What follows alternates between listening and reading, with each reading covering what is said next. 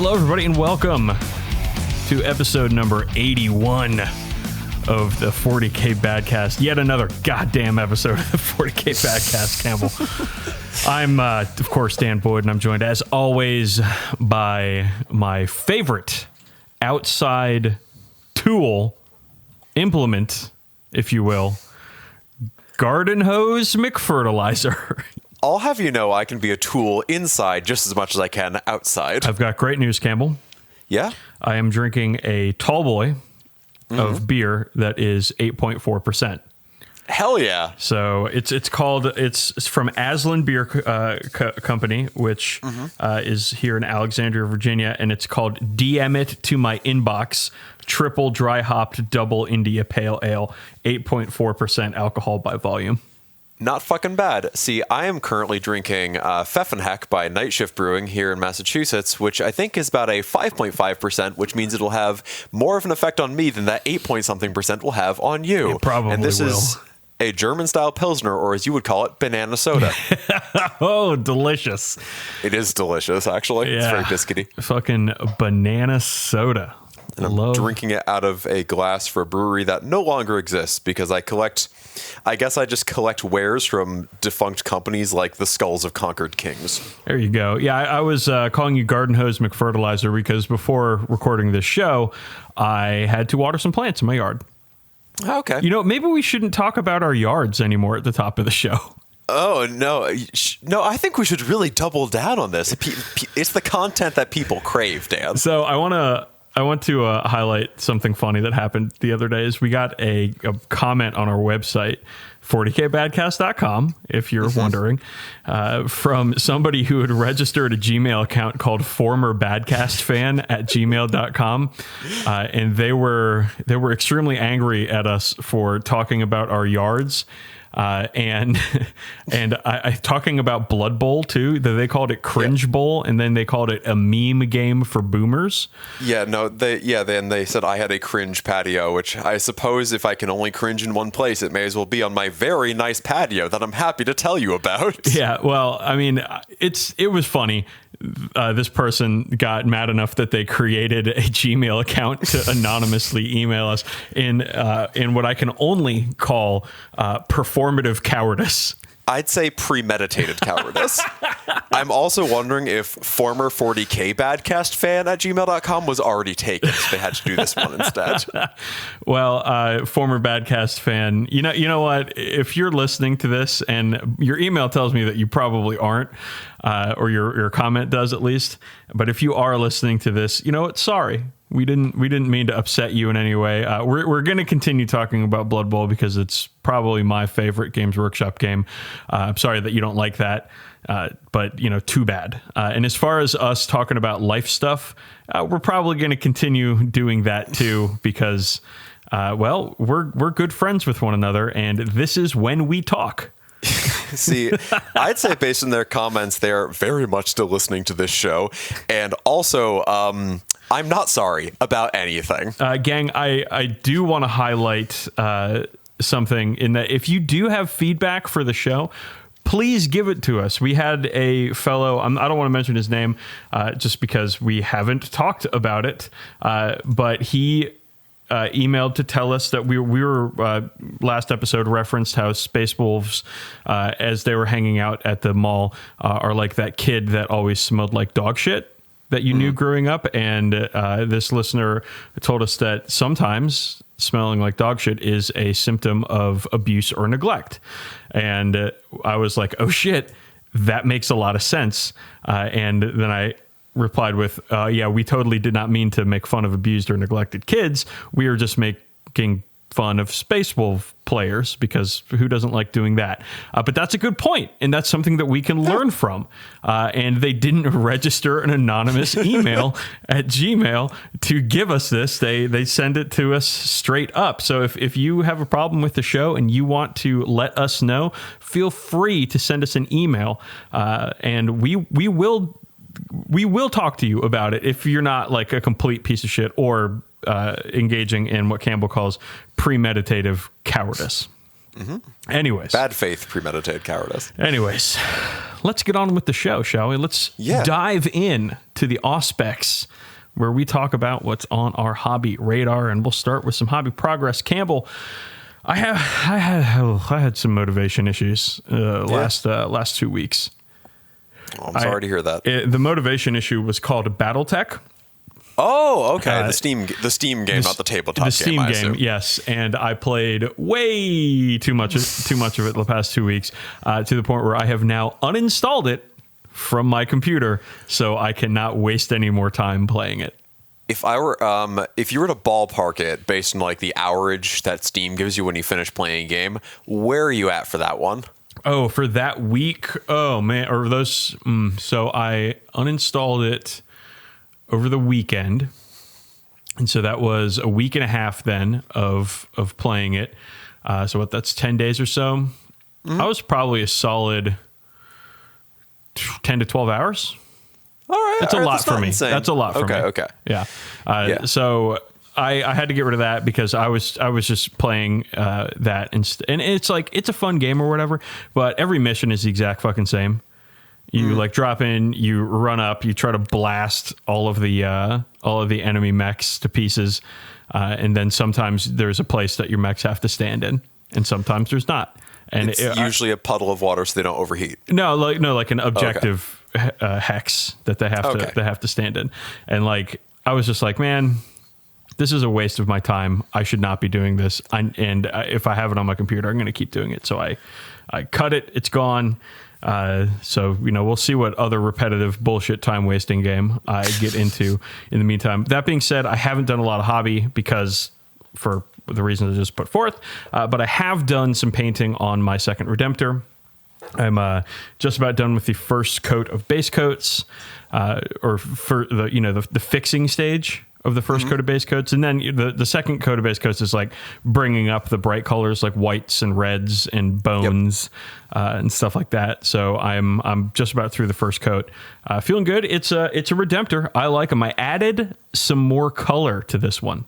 Oh, nice. I did some stripes on the shoulders and knees. Hell yeah. In red, just because the first, well, one, I want to be able to tell them apart, and two, the first Redemptor, it's just kind of a lot of black. So I wanted to add in a couple splashes of color here and there to make it better. All right, now it's your turn. Make me feel bad about not accomplishing much. That is never my intent, even if I probably did paint more black power armor than you did over the past couple weeks. Uh-oh. So I started by painting my Judiciar, Gaius Catilis, who I think listener Christopher Tatro told us that it is pronounced, or would be pronounced, Judiciar, not Judiciar or Judiciar or whatever. I found him to be really fun to paint for the most part. His hourglass and sword took really fucking long. Like I did the thing where it's like the sword is like this big sort of like green blend from green to green, which I wish I went a little stronger with the contrast on. And then his hourglass was this like layer after layer after layer of super thin mixed paints to kind of get that sort of glassy effect, and then faking the grains of sand at the bottom and dripping down and all that. Like I spent more time painting that hourglass than I did the rest of the model, really. And I wish I left his head off while I was painting him just because it would make the sword easier, but whatever. He's done now. I'm really stoked that he came out. I even did some cool freehand flames on his cloak because it wouldn't be one of my paint jobs without something like that, I guess. It looks really good. Thank you. I do see what you're saying with the contrast on the sword, though. Yeah, it was like a Cobalite green to like Army Painter Angel green. I wish I went all the way to like a Goblin green, sort of bright green. Why don't you throw some like yellows and stuff in the corner? That would have been a cool move. Instead, I used Scarsnake green for some of the highlights, but like I'm not going to go back to it now. But next time I do some sort of big blended sword, I'll do something like that. Okay. Because I feel like that big a weapon, if I just left it metallic on a scheme that's mostly black, I feel like it would kind of read a little too monotone for me. I mean, shit, bro. That's why I paint all my fucking swords red. Oh yeah, and they look dope. After him, I painted the Chaplain from Indomitus as well. Great model. I named him. Yeah, it is a great model. I didn't really dig it until I built it. I'm like, oh shit, this guy rules. He was pretty straightforward. Nothing as intensive as the Judiciar's hourglass or anything. I didn't super need a second Chaplain, but I've got him and he's cool. So there he is. And I'd say last but not least, I did paint the Blade Guard Lieutenant from that set, and I named him Diasco Valari because I gotta go hard. Like, I gotta have at least one real good, real hard, silly-ass Italian name. So I gave him... We gotta get at least one Tarantella. It's contractually obligated, actually. Yeah. We'll talk about after the show. But I gave him the banner from the Assault and Black Reach Who did you sign a Captain. contract with? The nation of Italy? I'd say the owners of Il Palazzo, actually. I'm doing it. I'm doing the hand symbol. That's fine. I already was. I was doing it both hands. I gave him the banner from the Assault and Black Reach Captain because more characters need banners. This is true. It's why I'm collecting them. And for some reason, I have like 4 of that fucking banner, and I never painted that captain. So I figured, this guy will have it. Fuck it. So aside from that, I built and primed the second set of Eradicators from Ultramarines, and I am currently painting my second 5-man squad of Assault Intercessors. I did a little conversion using a Horse Heresy Resin Power Fist bit. I just got liked the look of it. And my goal is to paint all of my Indomitus stuff, my Ultramarines half of my Indomitus stuff anyway, by the time the new Marine book drops. So after these 5 Assault Intercessors and the 3 Eradicators, I've got the Blade Guard. I don't know if I'll do 3 or 6 of them for my Ultras, or I'll part some to my Templars. But like after that, I should be good to go on all the new shit whenever that comes out. Well, I'll tell you what, when we talk about games played, I'll tell you a little bit of a story about Blade Guard. And you can decide whether or not you want to paint a lot of them or not many of them. I currently own 9. It's just a matter of how I divide them. Okay. All right. Is that it? That's it for Hobby Progress. Oh, Jelly, I wish I could turn back time and preemptively delete and find a way BattleTech off my fucking computer so I didn't waste so much goddamn time. Anyways. Hey, did you enjoy your time playing it? Yes, I did. Then it wasn't time wasted. No, at the end of it, I always felt like, God, I can't believe I spent 2 hours with that. It made me feel bad at the end of it. Okay. You know, like, you shouldn't feel bad for enjoying yourself. Yeah. What? No. Yes, I should. That's the most puritanical thing I've ever heard you agree to. Listen, man. If there's one thing that I know, it's that I deserve no happiness whatsoever. No, I thought you were a fan of happiness, but it took a while to get to it. Like, listen, man. Mm-hmm. No. Okay. Just no. You shut up. Don't try to make me happy. Okay. No delayed gratification for you. No gratification at all. It's the new way of things in 2020. That's how we're going to get through this, is by being miserable all the time. Exactly. That's my secret. How we've gotten this far. That's my secret, Campbell. I'm always miserable. All right. Did you play any games? Not really. I've played a bunch of Warhammer Underpants online. It's all right. It's count. It's adjacent. It's as adjacent as BattleTech anyway. It's more adjacent than BattleTech. BattleTech's a tabletop game too. But I'm not counting it. Okay. I'm not counting it. I'm sorry. Okay. I played some games. Tell me about those. All right. So I played a 2,000-point match play game against my friend Scott. Not Scott Horse Heresy, but a different Scott. And he brought his Tyranids. And this time he brought a lot of Carnifexes. Cool. He brought Old One Eye and I believe 6 Carnifexes to a battle, which I was like, oh, shit. That rules. Yeah. I love this. So then he brought a bunch of other Tyranids. He scaled down the amount of Psychers in his army to try to get past the Abhor the Witch secondary. And we had a nice fun game in the screened-in porch. Nice. And man, a couple of things. One, Scott forgot a rule with Old One Eye. That Old One Eye generates extra hits when he rolls 6s. Okay. It would have kept him in the game longer because he would have killed both Chapter Master Shrike and a Redemptor Dreadnought in one turn.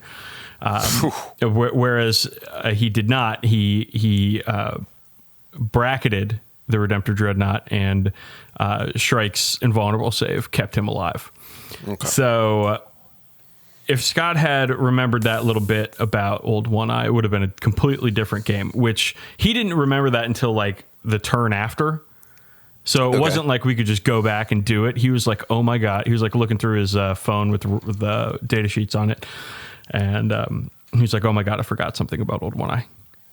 And I was like, what? And then he told me and I was like, oh, that sucks. That's the kind of rule that gets forgotten in every single game I play. Well, I mean, it's you.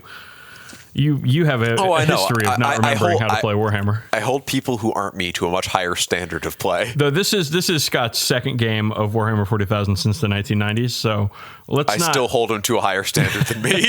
Let's not get too fucking draconian here. So it was still a lot of fun, though. Scott's a really nice guy, and seeing Nids on the table always brings a smile to my face. And he's got a really good paint scheme and is quite the excellent hobbyist. Scott also won the night painted by Duncan Rhodes in the Nova Open Charitable Foundation raffles over the weekend. Hell yeah. So I told him that he has to ditch his Tyranids and start a night army. I agree with that. And he said that his wallet would die a slow and terrible death this year. Oh, I think he would die a pretty fast death collecting a knight's army, I'll be honest. Yeah, probably, yeah. But a swift, merciful death. We are all very happy / extremely envious of him for that. But no, he's a great guy, and we had a fun game. And next time when he comes around, I'm sure he'll bring even more Carnifexes and remember how badass Old One Eye really is. Cool. And then Scott Horus Heresy. It's just all Scots for me, bud. All Scots, top to bottom. Scots all the way down. He came over, and we played 2 1,000-point games. Okay. So we played a 1,000-point Crusade game, which was a ton of fun. Crusade, man, it's way different than matched play. You don't say. Yeah, because match play, the secondaries play a huge part of how a match play game is going to unfold. So naturally, the one time you played match play, you skipped secondaries. Yeah, of course. But they are called secondaries, but they're extremely important to how the game works. And in Crusade, you don't have these. You have agendas, and agendas are about generating more extra bonus experience for your models, for your units. Mm-hmm. So the points in a Crusade game are scored just on primaries. So it doesn't matter, like army composition and stuff doesn't have the same weight that it does in match play. And so you can really go hog wild with your armies. So Crusade, tons of fun. Can't wait to play it again. And I even had fun with all the bookkeeping after the game. Now, bookkeeping, quick note. Charlie Brasserly, who is a listener of the show, one of our most handsome listeners, let's be honest here. But he also writes for the Beard Bunker and for Goonhammer.com. Yeah, he's double dipping. We both write. He released a really excellent Google Doc or Google Sheets based Crusade tracker that you can download a copy of over at Beard Bunker under the post called Automated 40K Crusade Roster. It works very well. It's easy to track. And the biggest issue I'd say with Crusade is all the bookkeeping and all the printed out pages and stuff that you might have to deal with. But if you're using your phone to do it, it's a whole lot easier. So Crusade, tons of fun. I can't wait to play it again. And I did beat Scott Horus Heresy. That's the most important part. I beat the shit out of him in both games. Sorry, I'm ruining the second game. That's okay. Winning isn't important unless it's against Scott Horus. So our second game, we played 1,000-point match play, and I might be 1,000-point convert for match play. No shit. It took like 2 hours, bud. Yeah. It was really, really good. Like you could do a 3-round 1,000-point tournament at a game store and be done by like 5 or 6 p.m. instead of like 9 or 10 p.m. That sounds pretty ideal. And that's pretty excellent. So he had his guard. He had a lot of scions. He completely cut out regular guardsmen from his list because he thinks they're terrible, which they are.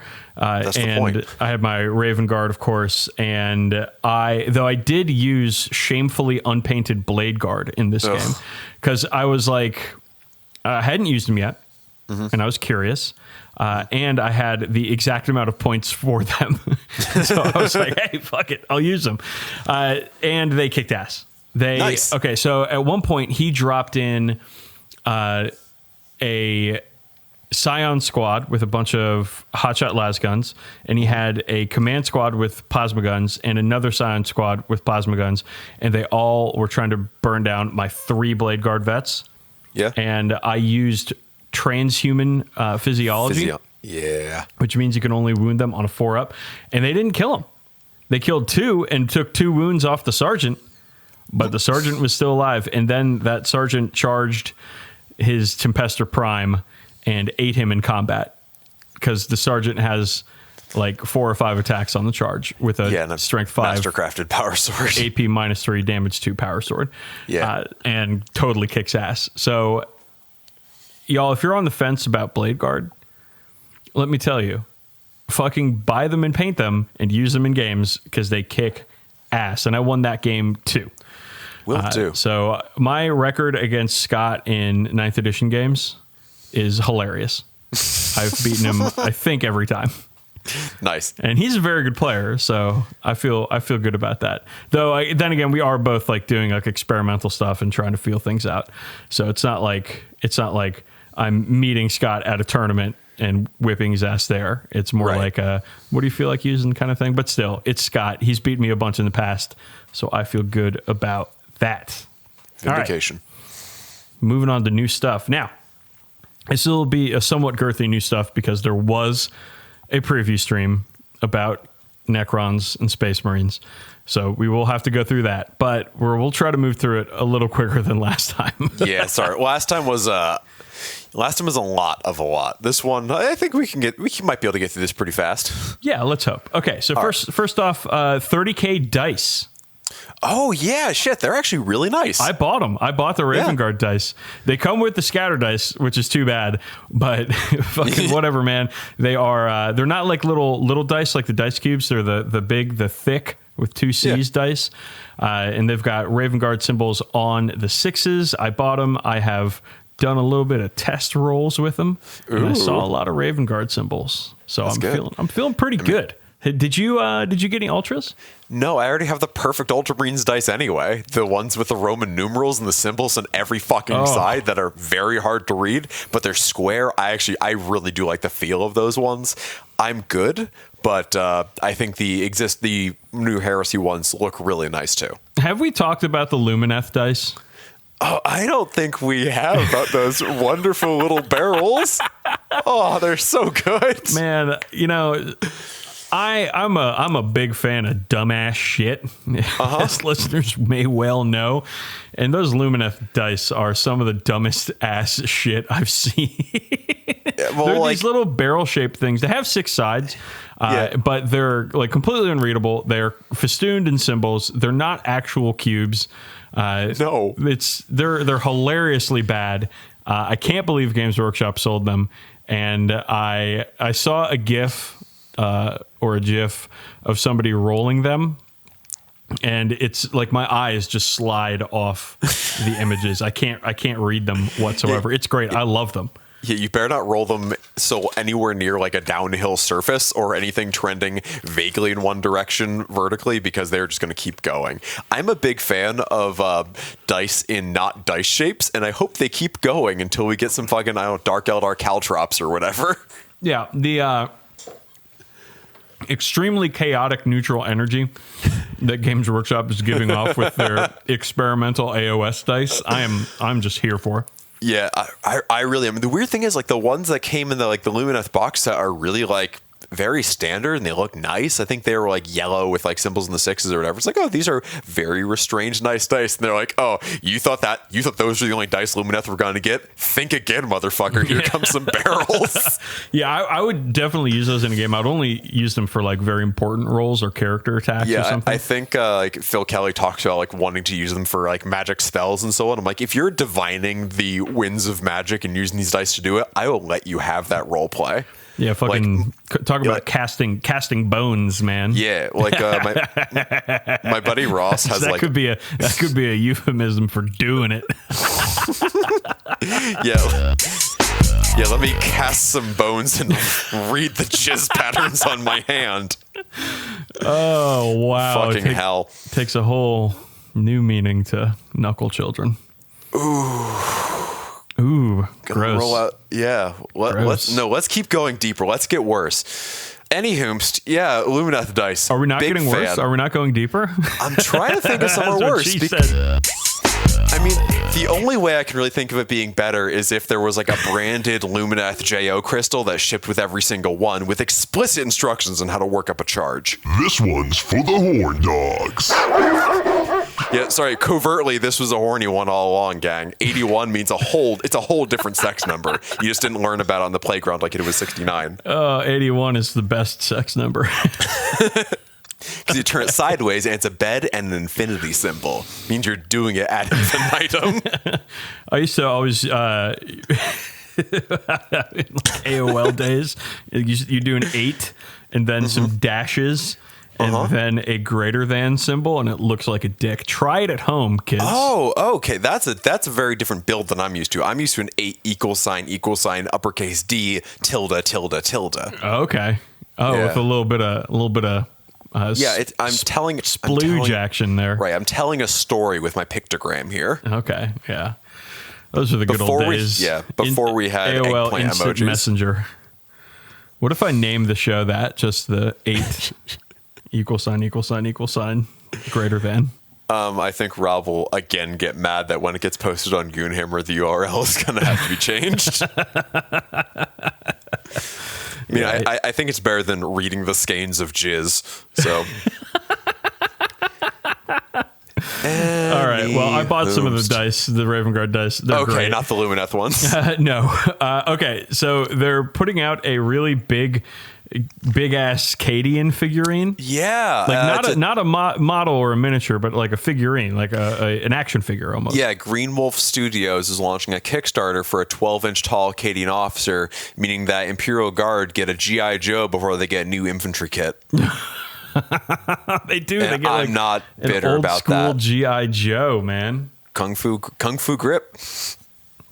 He looks rad, by the way. Like, He it's a does look really good. really excellent action figure, but But if I was like, I'm not saying, like, we've talked before about being open with your partners about like how you spend money, and if I was like, hey, Anne, I'm gonna spend like $150 on a doll, she'd probably she'd be like, why are you doing this? So I don't think I'm gonna be getting this 12-inch tall Cadian who would dwarf the Bandai Space Marine I also did not purchase. I immediately sent the link to Scott Horus Heresy, and he said that he didn't like it, which to me kind of blew my mind because that guy is all about Cadians. Is he all about G.I. Joes too? I mean, he is an armyman. He is a G.I. Joe? Yeah, he is in the army, so I would think that he was, but he surprised me with no. Maybe he doesn't want to cross the streams and mix business with pleasure. Maybe not. Well, anyways, I just thought it was interesting, and I know that there's a lot of toy collectors in the hobby, so that might be a cool thing for people to get into. I know those Bandai figurines are really popular. Yeah, I have multiple images of them dabbing saved to my desktop in case I ever want to use them for episode art. Very, very smart. Okay. Now let's get to the Codex show, they called it. The preview stream where they talked about the new Necron Codex and the new Space Marine Codex. Let's start with Necron, shall we? Sure, they did.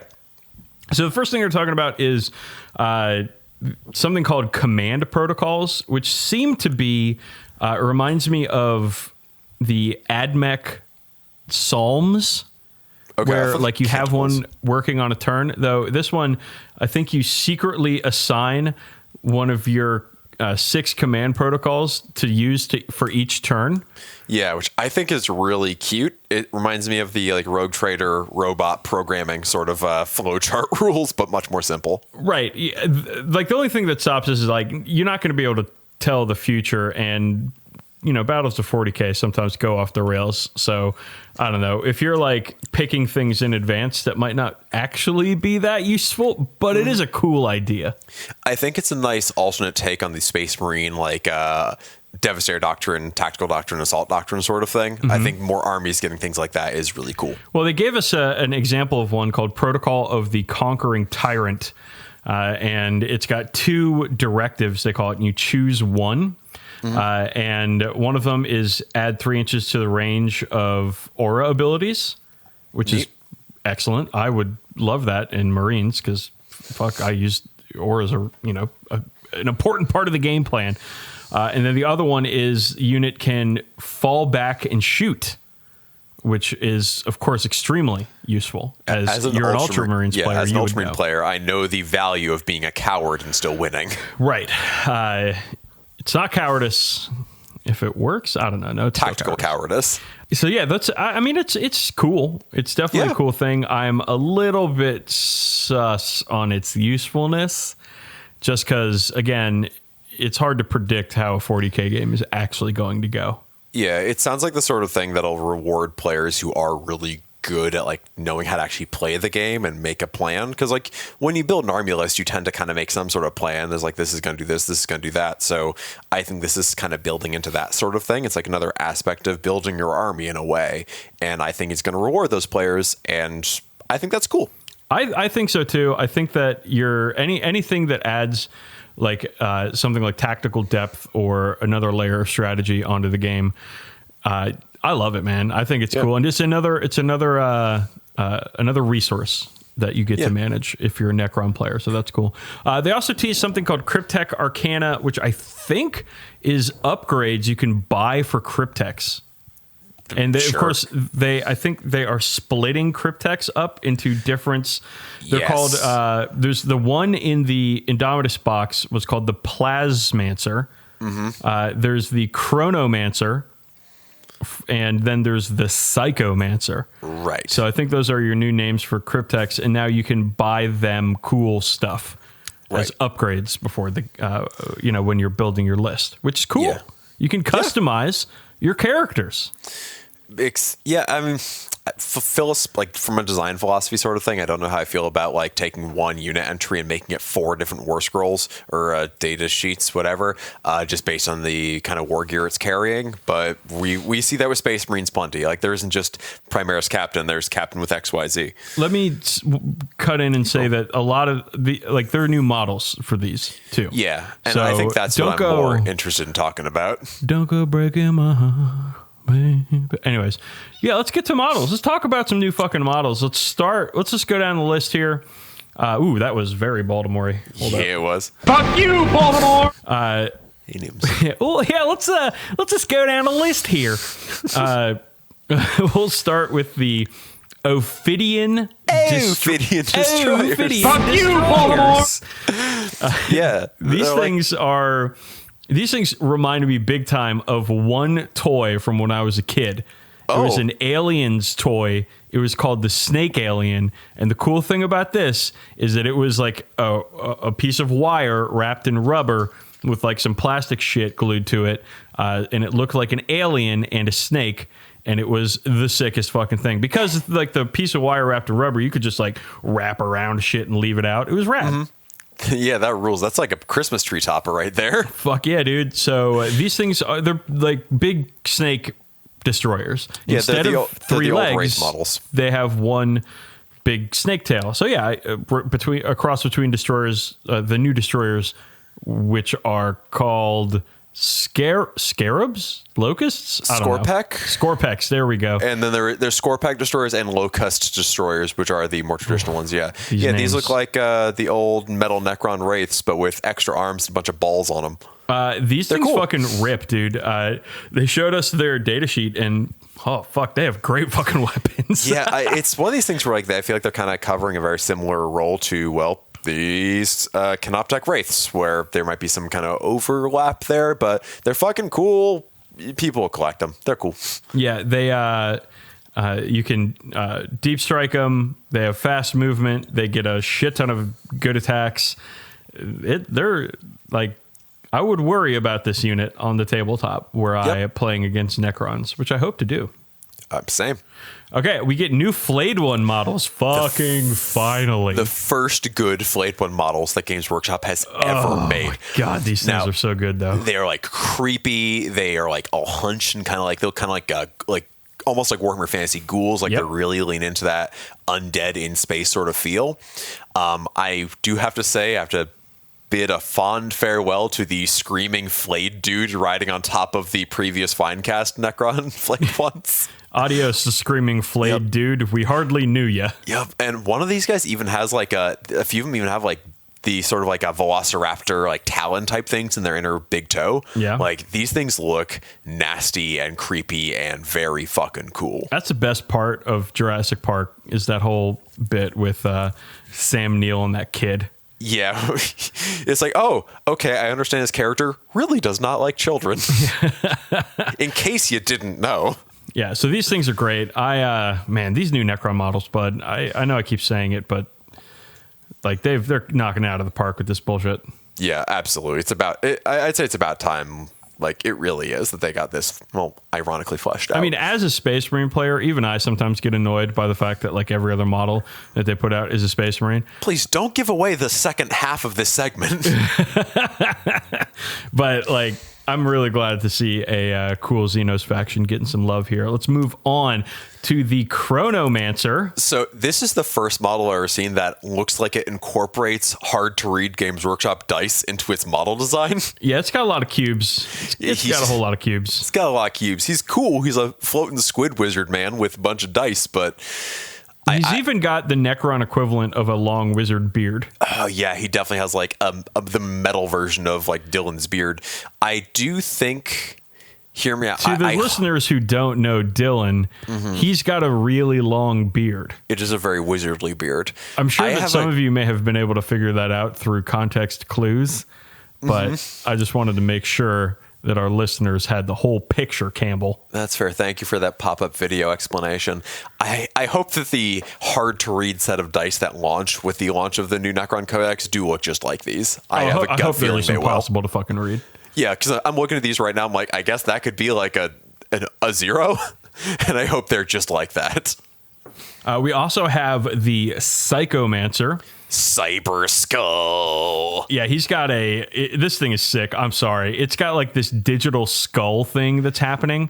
And he's got like a whole snake body thing.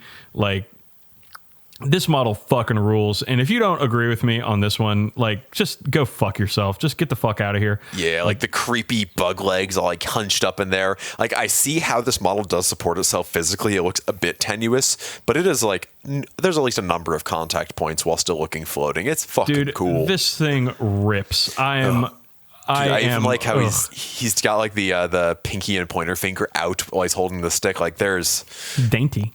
Yeah, very dainty. It's fancy talk, actually. It's a fancy way of holding your magic stick. Whoa, magic stick. Yeah. So cyber stick, please. It's a slang for penis. You don't say. Yeah, it is. Oh, well, I learned something today. Anyways, these models are great. I'm really excited for all the Necron players out there. And it seems like they have some pretty cool abilities, too. The Chronomancer. Fuck you, Baltimore! Can make people, his friendly units reroll charges and give an invulnerable save, which is always useful. And the Psychomancer seems to affect leadership and combat attrition. Makes sense for Psycho. Psychomancer freak out. Is that anything? Yeah, it's almost something. It's something to me. I've seen the Reverend Horton Heat in concert before. I've seen him live 3 times. It's a good show. It's a very good show. I've Necromantics open for him once. Reverend Peyton's Big Damn Band, the only band I've ever seen have a washboard on stage, open for him once, and somebody else opened for him the other time. But yeah, I got to shake his hand. How do we feel about like the greaser cosplayers? There's a weird like overlap with like libertarians that I'm not super down with. I mean, anybody who reveres the 50s as like the best time, to me, yeah, there's like, I'm immediately about like, that. Okay, well, hold up there, friend. Let's pump the brakes on the 50s being great. Like, I get it. You like the pompadour, but like, who had the best pompadour? Of course, Morrissey, and he's not like a psychobilly guy at all. He's a sad boy. How would you compare Morrissey's pompadour to Brian Setzer's pompadour? Brian Setzer is a fucking clown, is how I would. I'm sorry. He's like the Guy Fieri of people who can't drive. No wonder I liked him so much when I was a teenager. Wow, that's gonna get me some flack, I'm sure. Some very specific references here. Every time I have like I talk shit about like any pop culture, anything, somebody gives me shit about it. I don't think you're going to find too many Brian Setzer fans because it is the year 2020. I'm sorry, that guy's a fucking clown, though, right? Can we agree on that? Like, I don't know his personal life, but I like the Stray Cats discography. I just know what he looks like. It's the only thing I know. He does look a bit clownish. And also, Guy Fieri is a swell dude. Yeah, but he looks clown-like, man. He does look clown-like. I don't hate Guy Fieri at all. I don't hate Brian Setzer. I don't hate Brian Seltzer, Brian Hart Seltzer at all. It's just that they've chosen to present themselves a certain way, and I would use the word clown to describe it. Now that's interesting. Brian Setzer's Hard Seltzer. That's a brand initiative that I think we could see in the near future. All right. Well, I'll contact our lawyers and see if we can contact his lawyers and get together on this. Okay, moving on to Marines. Idea. The Necron stuff is great. I'm really excited about the Cryptex. I can't wait to see what other types of upgrades and stuff you can give them. I love that, like, you're getting a lot of what's the word? Customizability. There we go. In some of these new 9th codexes. Codices? Yeah, whatever. Codices is the real word. Codexes is the Games Workshop word. All right. So, Space Marines. Remember how, God, 30 episodes ago or something like that, we had a whole segment about how they're just going to follow the Stormcast model with Marines and open new chambers and so on. And this time they did, even going so far as to remake the Hell I Can't video, but 40K style. Yep. They did! Well, okay. And I'm not mad. The Belisarius call video with him smashing, windmill slamming the Primaris button that just tickles me very much. It's very good. And to all the people who are out there saying, "Oh, I don't like it when Games Workshop and 40K is cutesy and funny," like, shut the fuck up. That's just great. And yeah, it's always been cutesy and funny, and also grimdark. There's multitudes in Warhams. So in this preview, they start out by talking about how in Crusade games, if a character gets killed, you could just sock them in a fucking dreadnought and they get to keep their upgrades. I'm glad you're painting that second dreadnought because that's going to come in handy. Just shake my damn head if you don't do this every opportunity you get. It's like, uh-oh, my captain died. Oh, it's dreadnought time. So yeah, that's a lot of fun. I love that you can actually entomb your characters in dreadnoughts in the game. That's a lot of fun. They are also allowing upgrades. So Faith and Fury, the Faith and Fury Psychic Awakening book, added a bunch of character upgrades you could do paying command points. Yep. But now it seems that you can buy these upgrades through points. Yes. Instead of command points, which I think is a better system. Yeah, I agree. It also makes things feel a little more permanent in a weird way. It's same with the veteran intercessors in the Vigilist books. I imagine this is kind of the way a lot of these things are going, and I'm pretty cool with it. Yeah. But let's talk about some new models, shall we? Yeah, let's, because there's plenty. Right off the bat, we got a new Gravis captain. Yeah, with the Gravis chamber, Campbell. It is open. It has been opened, and I am fucking here for it. I remember saying many episodes ago that Games Workshop needs to make Gravis troops for Primaris Marines, and I'd lose my shit. And guess what, Campbell? They did, and I did. Yeah, I'm here for this thick dad. Okay. Oh, this captain looks so fucking good. Here's the thing. This is where you and I disagree. Oh, you don't like this dude? I think he's too casual. Oh, I kind of like him. He looks really cocky. I think he's got his gun braced against his hip, and he's got his hand resting on the pommel, right? Pommel, yes, of his sword. And he's in Gravis armor. He's got a cloak. He's got a cool fucking backpack and shit. I think he's just too casual. I think he's just like hanging out, being like, "What's up, dudes?" No, I think he looks cocky. I think it's really cool. I think it's a good look. Hey, how's it going over there? How's your part of the battle doing? You guys doing good? Awesome.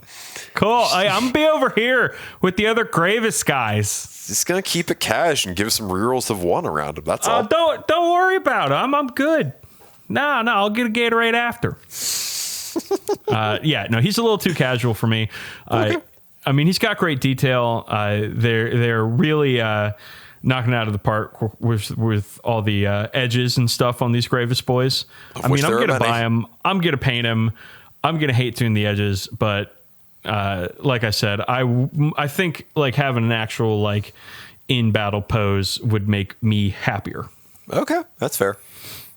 I'm sorry, listeners, for being so negative. Hey, we could. You know what? I'm happy because it's a guy not doing a pirouette off a rock. He's just Captain Morganing a little bit on a rock. He is Captain Morganing a little bit, which I do appreciate. But I wish he was just like aiming his gun, you know, not just like fucking like open stance, being like, "Hey guys, I'm over here. It's pretty comfortable over here.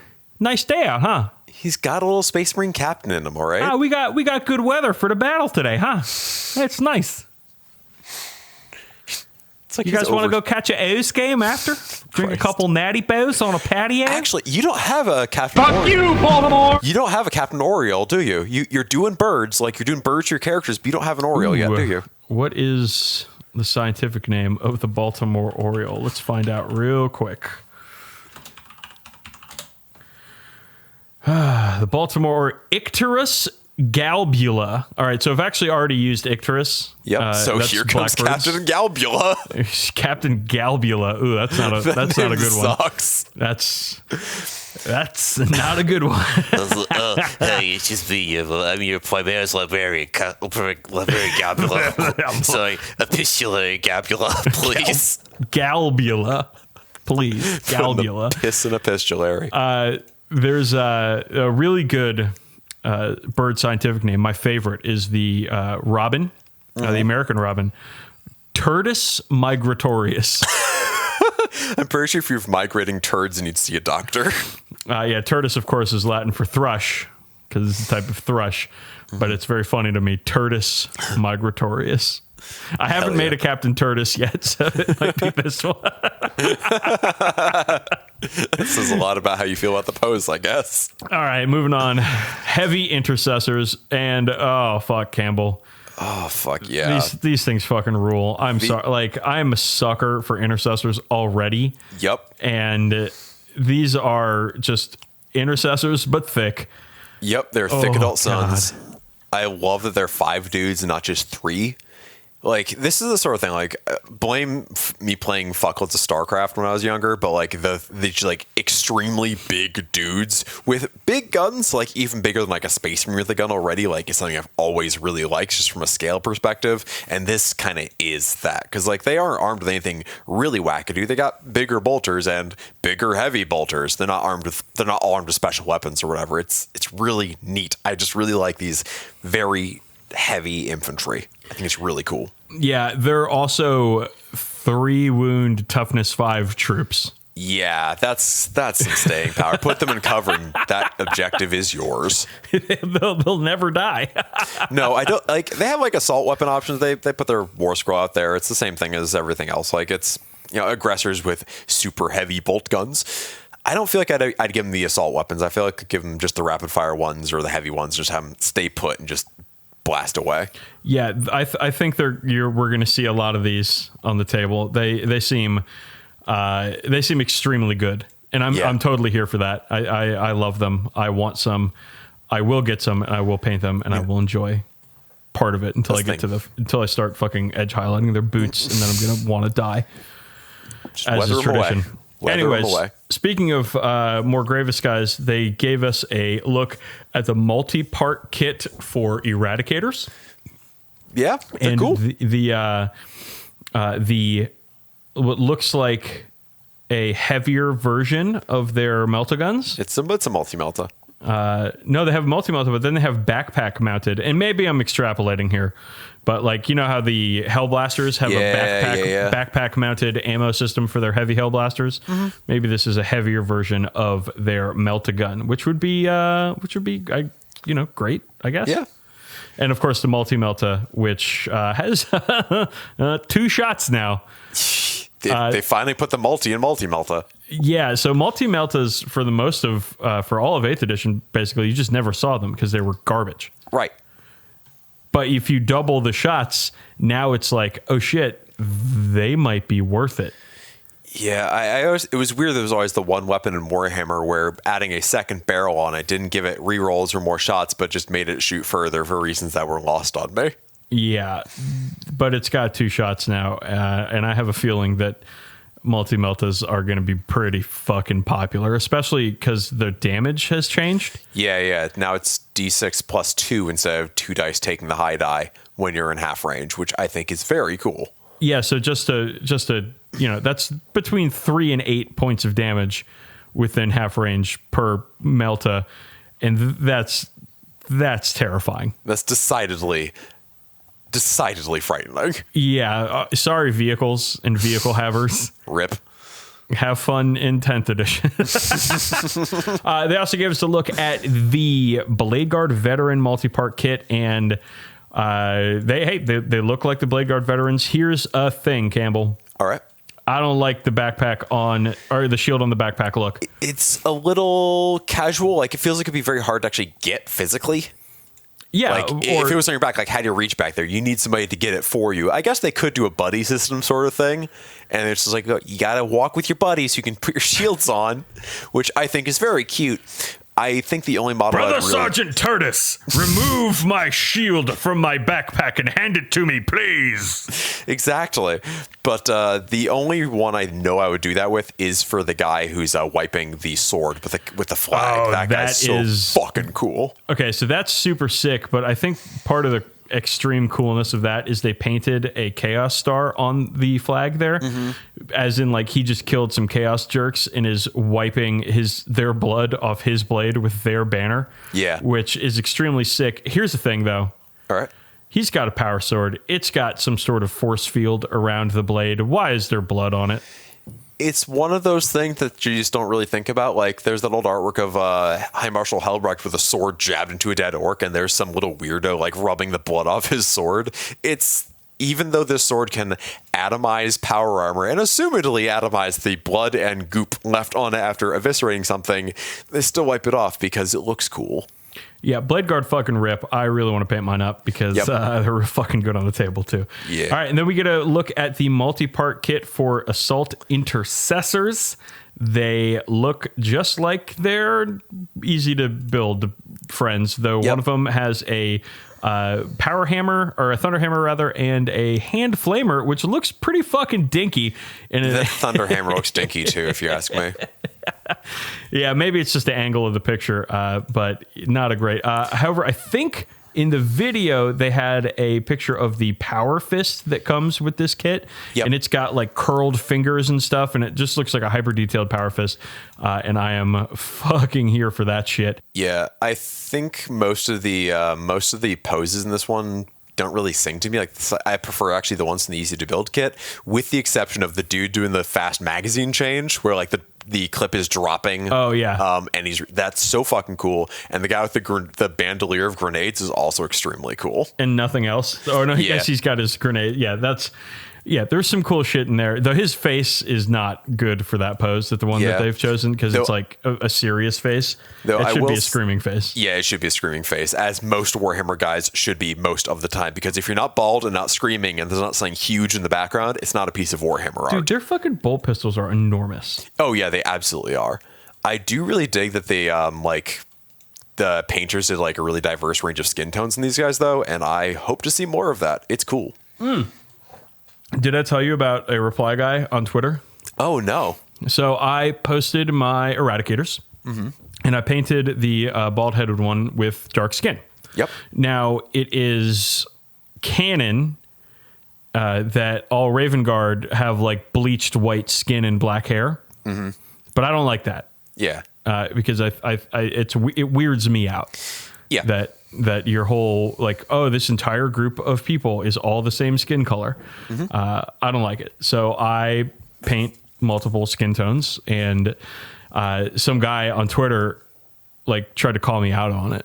He was like, what happened to the whatever fake body part that they have? And I was just like, listen, man, I don't like that part of the lore, so I chose to ignore it. And then he continued to reply with, but it looks so cool, or it's something about it being cool. And then I did not reply any further, because I was like, you know what? If this guy is really into all Marines being the same skin color, that's on him.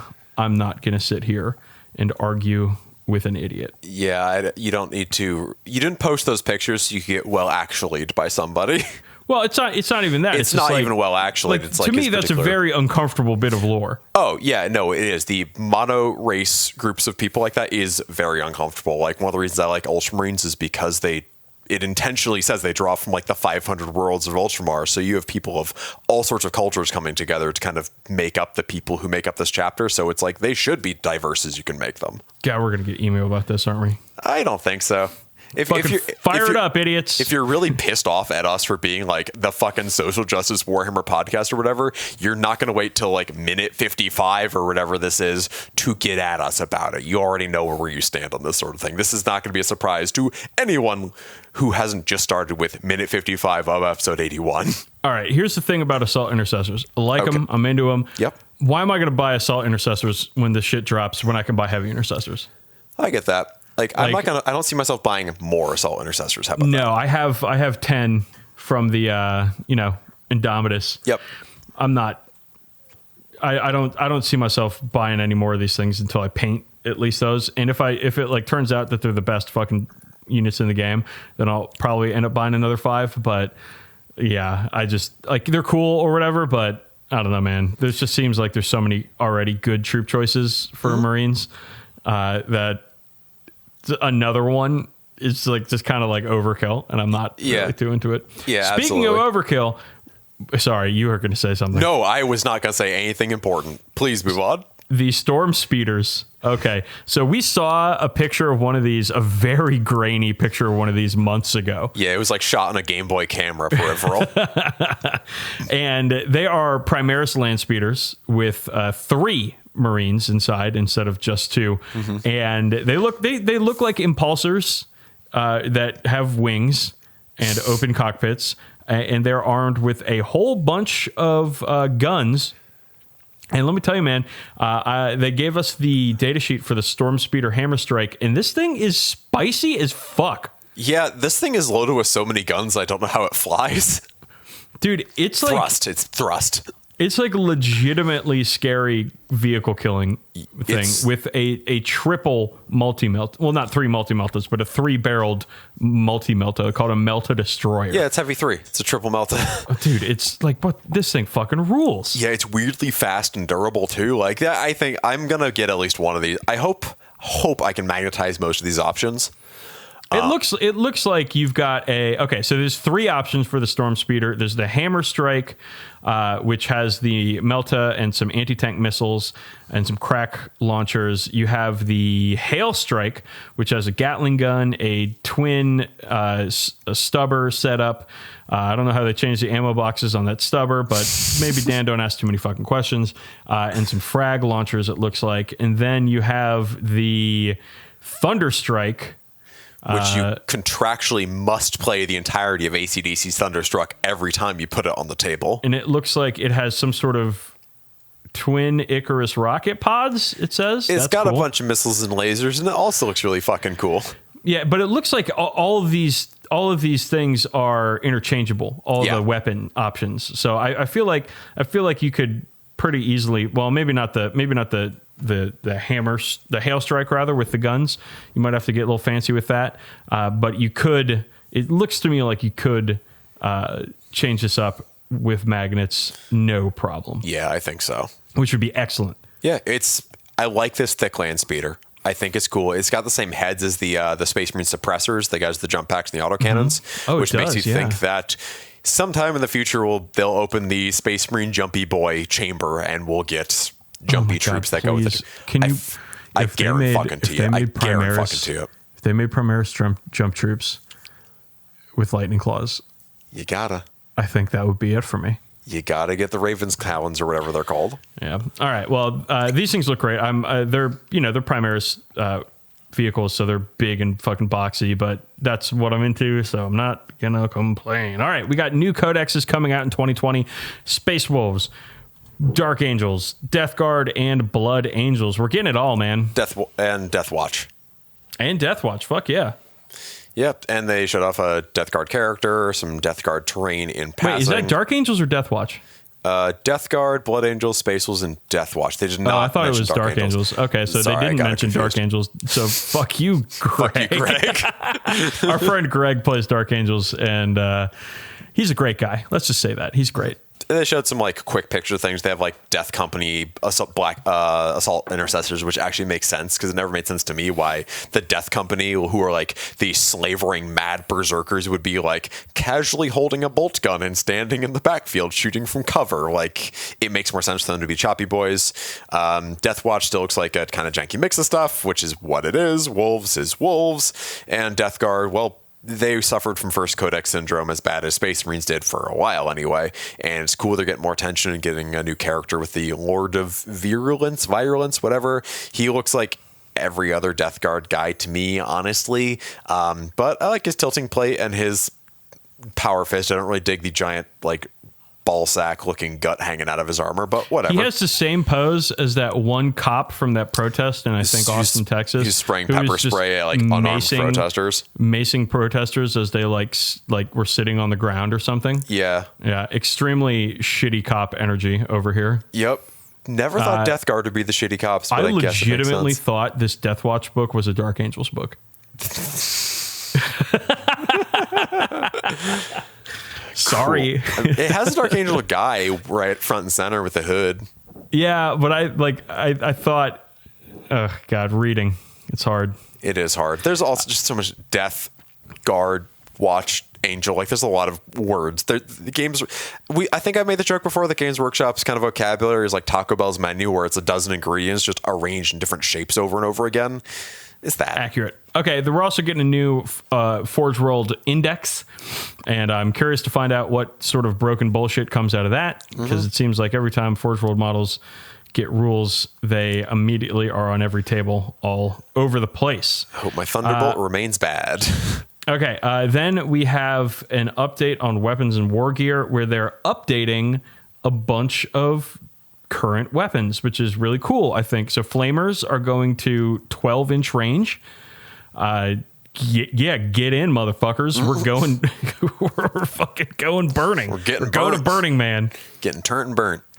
12-inch flamers is totally sick. That means like flame units can deep strike and actually shoot now. For the first time ever? Very useful. So this is all flamers, including hand flamers and heavy flamers and Tau flamers and all this fucking shit. Multi-melt, as we already talked about, how they're getting 2 shots, and they're going to a new and improved damage system for half range. In their article here on Warhammer Community, they show attack bike squadrons, and I was just like, oh fuck, that's actually legit. Like that's a legit fucking use of a multi-melta, because it can get in, because bikes move real fucking fast, y'all. I guess you're still -1 to hit if you move, but it doesn't matter. Still Whatever. Scary. Heavy bolters, of course, going to damage 2. That's interesting. As like a Necromunda fan, happy to see it. But yeah, that is an interesting change. As a guy who has a lot of Lehman Russes literally festooned with heavy bolters, I can tell you that that's exciting. And Storm Shield's going to a +1 armor, 4-up invuln, the same as they are in Blade Guard, just kind of game wide. I'm into 3-up invulns. Have always been kind of a sticking point for a lot of people. It's kind of a feel bad sort of rule. So I'm happy to see that change without making them like useless. Like it's not a flat downgrade. It's kind of a side grade, but a more interesting side grade, I think.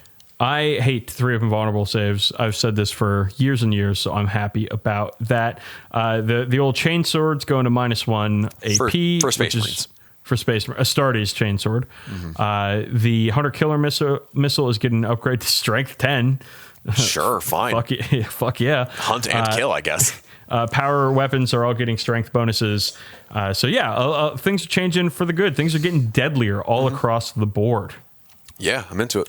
I'm also into it. All right, then we get a new Aeronautica Imperialis plane, the Orc Mega Bomber. I'll probably get one at some point. Here's the thing about Aeronautica Imperialis. I want to play it. I don't have anybody to play it with. Right. This is a situation where I should be, being the change I want to see in the world, but I only have so much time for painting, and I have to choose wisely. I have a large network for Warhammer 40k, so I'm going to continue painting 40k. Yeah, about to say, I dry brushed pretty much my orcs pretty quickly for Aeronautica Imperialis, just so I could be like, hey, random person, let's play. Here, you can use the orcs or whatever. I think the Mega Bomber is cool. It's just kind of stretching what can fit on an AI base. It's enormous. Yep. It is definitely mega. And then finally, they talked about a new rules thing today on community. Core units. Oh, yeah. This is on some more scrolls that we saw actually on that previous show. Yeah, there was an interesting keyword called core. And I guess that core is going to be like your troops and infantry and stuff. And your characters, like they give an example of a Space Marine captain. He has his Rites of Battle aura, which is the reroll ones aura. And it's not going to affect things like repulsor executioners anymore, but it is going to affect things like assault intercessors, judging by this picture.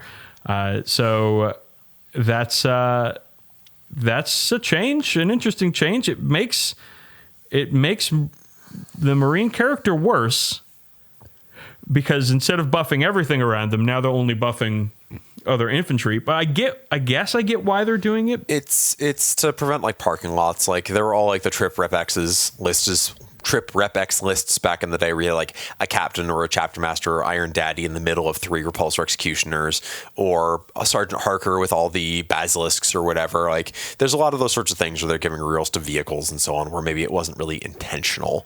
I think it muddies the waters rule wise, because now you have one more thing to check. Like, oh, does he gives rerolls? He gives rerolls things within 6 inches, but only these things. Is this guy one of those things? Okay, yes, no.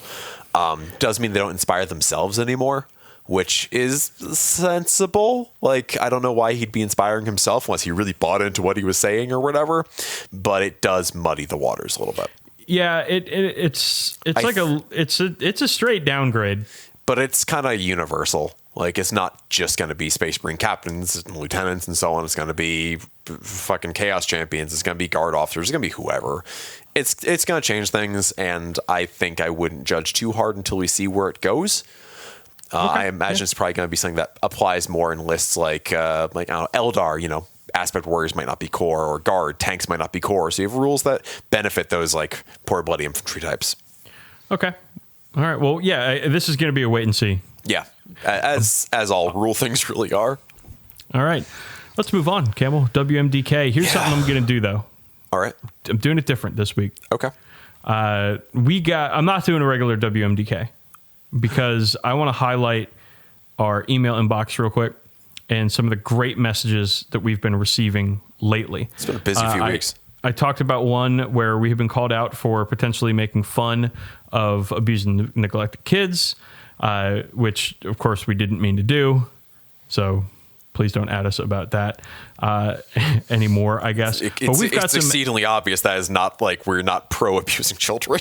We've got some excellent emails in the inbox. contact@40kbadcast.com. I'm not going to read all of them. I'm breezing through this. I just want to say that there are some people like Eddie, or AKA Robotech 19 or 91, one of the two, who's actually one of my Necromunda players locally, who sent a wonderful email to us. We've gotten some great news from listener Andrew, talking about a potential cancer scare in his family that's cleared up. That's fantastic. So happy to hear that. We got people telling us that we're doing a great job. Love hearing that, Campbell. Absolutely do. Absolutely love that. We got our man Dougie T he's given us the business with these Fabius Bile creations that he's into. Like, I am here for it. I also love his base scheme. It's like a very excellent water effect with some nice green grass. Looks fantastic. We just got a great inbox over here, bud. Yeah, it's been a real good couple weeks of just people sending us cool models, cool dogs, cool cats, cool news about their families, cool news about themselves. Sometimes bad stuff, but we're happy to be there with y'all. We're in 2022, y'all. Like, we get it. It sucks out there. We're going through it too. You can always come to us and talk to us, and we'll help you. We'll help you get through it because we love you and we support you. And most of all, Campbell, we believe in our listeners. The utmost faith in our listeners as good people. Love you guys. So let's move on, shall we? And listeners, if you don't believe in yourself, believe in the us who believe in you. Exactly. All right. So Campbell pitched this idea to me, as he often does. Mm-hmm. I have a feeling that I'm going to sound like an old man a lot in this one. Okay. Because Well, we're talking about something that happened to me, something that I experienced a very long time ago and really haven't revisited since. But Campbell asked the question, if there was a Saturday morning Warhammer 40,000 cartoon, what would it be and what would it look like? And Campbell is 100% the right person to talk about this, because Campbell, you are a cartoon aficionado. Right, I am an animator. Like, that is what I went to college for and what I often do at my job. So you're the guy. I got to tell you, bud, yeah. I haven't watched cartoons, especially on Saturday mornings, in like 30 plus years. Not 30 plus. I was about to say, since you were 25 plus years. There you go. You're not that old. Because it's like, I don't know. Okay, so I was thinking, before we get into this, I want your help identifying some cartoons. Okay. Because there are definitely some half-formed cartoon memories in my brain that I'm having trouble with that may or may not have existed. Okay. The very funny thing is you might be describing things that existed before I was born, so I'm really excited for this. Yeah, but you're going to know. If I could know. I very well could know, yes. Okay. First one. It's got knights in it. All right? Like knights. Okay. KN knights. And they have these animal totems, either on their shields or on their chests, or in like a weird thing that they carry. It's like a banner, but like instead of a cloth thing hanging on, it's like a big fucking picture of their animal, and they can like turn into their animal and do shit. Okay. Does this exist? There was a King Arthur cartoon in the 80s. It was King Arthur and the Knights of Justice. No, that was the football team that became the Knights. I remember that one. Okay, cool. And this was cartoon, not live action, so it's not. This is cartoon. We're talking cartoons. We don't need that caveat. It's not the Mystic Knights of Tir na Nog. Okay. Fuck, I'm not sure I really do know this one. Here's the thing. This is such like a vein of things that are adjacent to things that existed that I can picture it in my head, and it might never have existed. I could just like kind of conceive it whole cloth in my brain. I don't know if this show existed without them being like in space or something. Okay, listeners, if you know what I'm fucking talking about, write in. Number 2, Campbell. This was a show, another cartoon, where they had vehicles that were like fighting vehicles, but also plants. But also plants. Yes. Okay, because at first I was like, oh, it's Mask probably, but plants. Huh. I can't even claim that one. I don't think that one exists. Okay. Third one. This is going well, by the way. Yeah, Third no, one. so far I'm 0-2. This was pirates, but there was like black holes in the ocean. Pirates of Darkwater. Okay. Yeah. That makes sense. Yeah. Like if they got into the black holes in the ocean, like, like a black hole, like a cosmic event, it would like suck the ship down and kill everybody on board. Yeah, it was on before SWAT Cats on Cartoon Network when it was in reruns, which is a show that has a very similar dynamic to You and I think, where two cats who have a bunch of playset adjacent toys essentially fly around and blow up evil and stuff. It was pretty cool. I mean, were they cops? I don't think so. They worked out of a junkyard, and they were like really blue collar. And no, they weren't cops, because the cops were trying to catch them. They were kind of extrajudicial, even though they were called SWAT Cats. They were vigilantes. Yeah, and Cats was spelled with a K. Okay. It had a pretty dope intro, if I recall. I'll have to check that out. Yeah. Okay, so that's it. Those are the 3 cartoons that I wasn't sure existed, and I wanted to get some clarification from you. Okay. Saturday morning Warhammer 40,000 cartoon. The first thing that comes to mind, G.I. Joe. Now, G.I. Joe, again, long time ago, I do remember the G.I. Joe movie with Serpentor. Yep. I don't remember it well, mind you, but I do remember that and remember enjoying it when I was a kid. So that's a thing. That's similar to Warhammer in many ways. Absolutely. Except no one dies or gets hit. But they are all shooting lasers. I'm pretty sure the G.I. Joe movie, Serpentor died. Serpentor and Duke died. And one very special episode of G.I. Joe, a guy died because it was a Don't Do Drugs episode. And it was a very special episode about drugs. Oh, I love the very special episodes. Okay, Campbell, pitch me on the Saturday morning 40K cartoon. All right. I feel like if you're going to go G.I. Joe, like, you've got to do a Gaunt's Ghost one.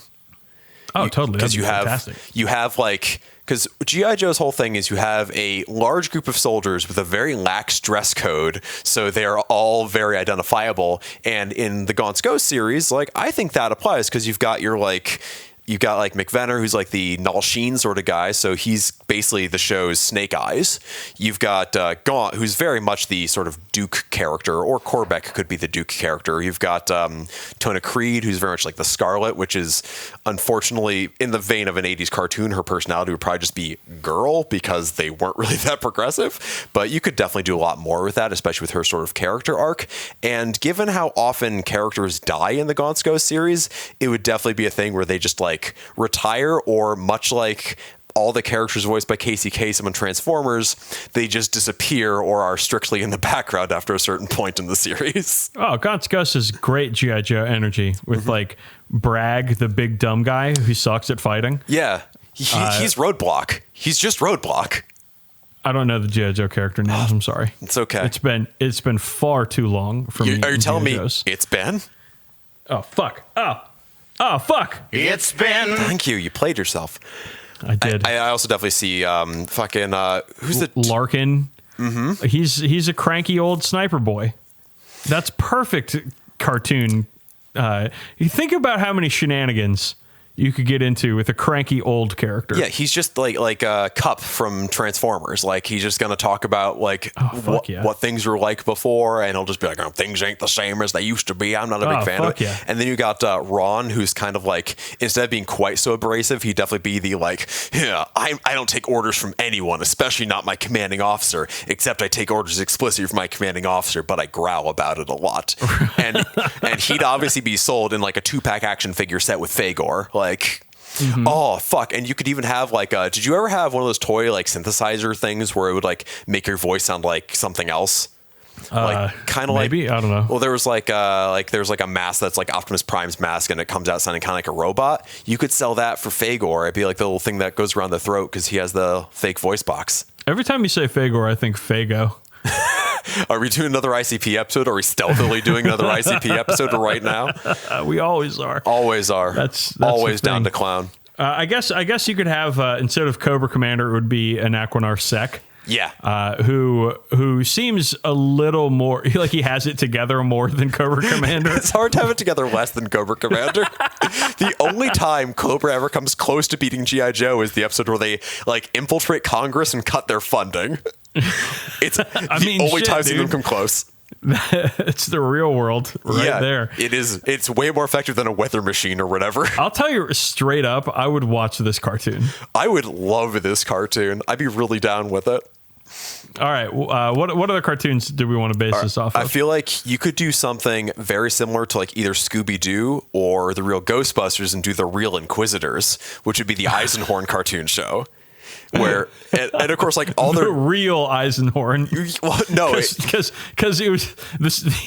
They sold the rights to Eisenhorn and then couldn't buy him back, so they had to fucking make a different show name. That's why all their names are going to be like a little bit wrong and easier to pronounce. Like every time like an anime would be brought over for kids, they would change like a lot of the names to be like anglicized. So like it would just be Greg and the gang, and they'd solve mysteries. And like in typical sort of like gang solving show standard format, there'd only be 4 of them, like just to really simplify the cast. You'd have like kind of like the Ninja Turtles, you'd have Inquisitor Greg, you'd have his cop friend Gary, you'd have Beckwin. I feel like she'd either be called Becky or Liz with 2 Z's. And then Amos would be there too, but he'd just be called Brains. And it's in every villain, it's just Pontius Claw or Glaw rather. Yeah. Old man Pontius. Old man Pontius Claw. except all right, you have to really drive this home. Like, every one of these cartoons had a mascot character, and that would have to be Cherubail, and they had to feed him Cherubi snacks to help him solve their crimes. Cherubi snacks. And I feel like if you want to do like merchandising for this, because like if you look at like Scooby-Doo, like you could buy fucking Scooby-Doo everything, and I feel like you'd have to like, you could start with stuff like the gun cutter playset and action figures each sold separately, and you move on to like Halloween costumes, which are coming up on here. It's getting into mid-late September, so you could dress as whoever you have your like costume sword Barbacid or whatever. You'd get like the pet costume for Cherubail, which I guess would just be a bunch of belts you put on your dog. I always pronounce it Cherubail. I think it was Cherubail in the audio drama I listened to once, but I may be misremembering. And I feel Who's like Velma in this? Oh, that would have to be that would have to be Becky Liz. No, wouldn't that be what's her name? Daphne? Oh, actually, didn't he have a savant character in the book? Yeah, Amos is the savant, and he'd just be called Brains. That would be the Velma. Yeah, he would just be Brains. All right, so I'm looking forward to some hot Amos cosplay, is what I'm trying to say. Who's your hot sexy Uber Amos Halloween costume? That's my jam, homeboy. I feel like this is something that could also lend itself just like, again, like not just merch, not just your fucking Greg and the Gang Clue board game, but like you could do a spin-off series about the Distaff, which could kind of be somewhere between like, which that's like the whole organization of blanks that Beckwin runs. It could be somewhere between like Babysitter's Club and Sabrina the Teenage Witch, and you could just have an endless series of these books coming out. Wouldn't it just be Powerpuff Girls? I don't know. Like if you're doing a cartoon. Now I know that the Distaff wasn't all female. No. But if you're doing a cartoon, you're gonna make it all female, and it's gonna be like Gem and the holograms. No, that would be the Sisters of Battle cartoon. Although actually an Escher gang based on Gem and the holograms would be pretty fucking cool. Oh, it would be sick as shit. Or on the Misfits more appropriately, actually. I guess so. That I don't know the names of the bands. The Misfits were the nemesis of the holograms. I know that the Misfits is a great punk band. It is also that, but they were also the name of the evil band in Gem and the Holograms. Big fan of Jerry Only over here. Yeah. I've met him a couple times at Misfits shows. And he seems like an extremely genuine, nice guy. The one time we opened for him, my band, Accidents, we opened for them, and he hung around like 90 minutes after the show and talked to everybody that wanted to talk to him. That fucking signed rules. Autographs and all sorts of shit the whole time. He was super cool. Yeah, that fucking rules. Glenn Danzig can fucking suck a fuck, though. That guy sucks. Yeah, he's a jackass. Though there is that one picture of him carrying cat litter and the caption, "I got something to say. I pet some kitties today." And that makes me laugh. Although that's not really on him. That's on the mythos around him. Well, Anyhoomst. Big fan. Oh, I need to make an Any Whomst button for you. Ooh, yeah. Because you say it 10 times a show. Yep, yeah. It's a good one. All right, give me another cartoon idea. Oh, fuck. What else we got? All right, I feel like there was a BattleTech cartoon, and you could. No, I don't want to talk about BattleTech. No, I'm saying too fresh. It's too fresh. It would work for an Imperial Knights cartoon. Are Imperial Knights interesting characters? The people who drive them are like really eccentric and somewhere between like hotshot fighter pilots, medieval knights, and race car drivers. Well, wouldn't that just be like Voltron? No, because they don't all, well, I guess so. But especially when I thought like you could have them like they'd have like a fucking like ring, like a signet ring. It's like, I summon, and they do like some cool hand motion and put their fist in the air and go like Lacrimosa of woe, and the knight like pops out of the ground, and yeah, we're basically in Power Rangers territory. I think that format actually lends itself very well to Imperial Knights. I think you're onto something. Listen, man, there were a couple years in the early 90s, mid 90s rather, when I was into Power Rangers. Not gonna lie. I'm not gonna lie to you.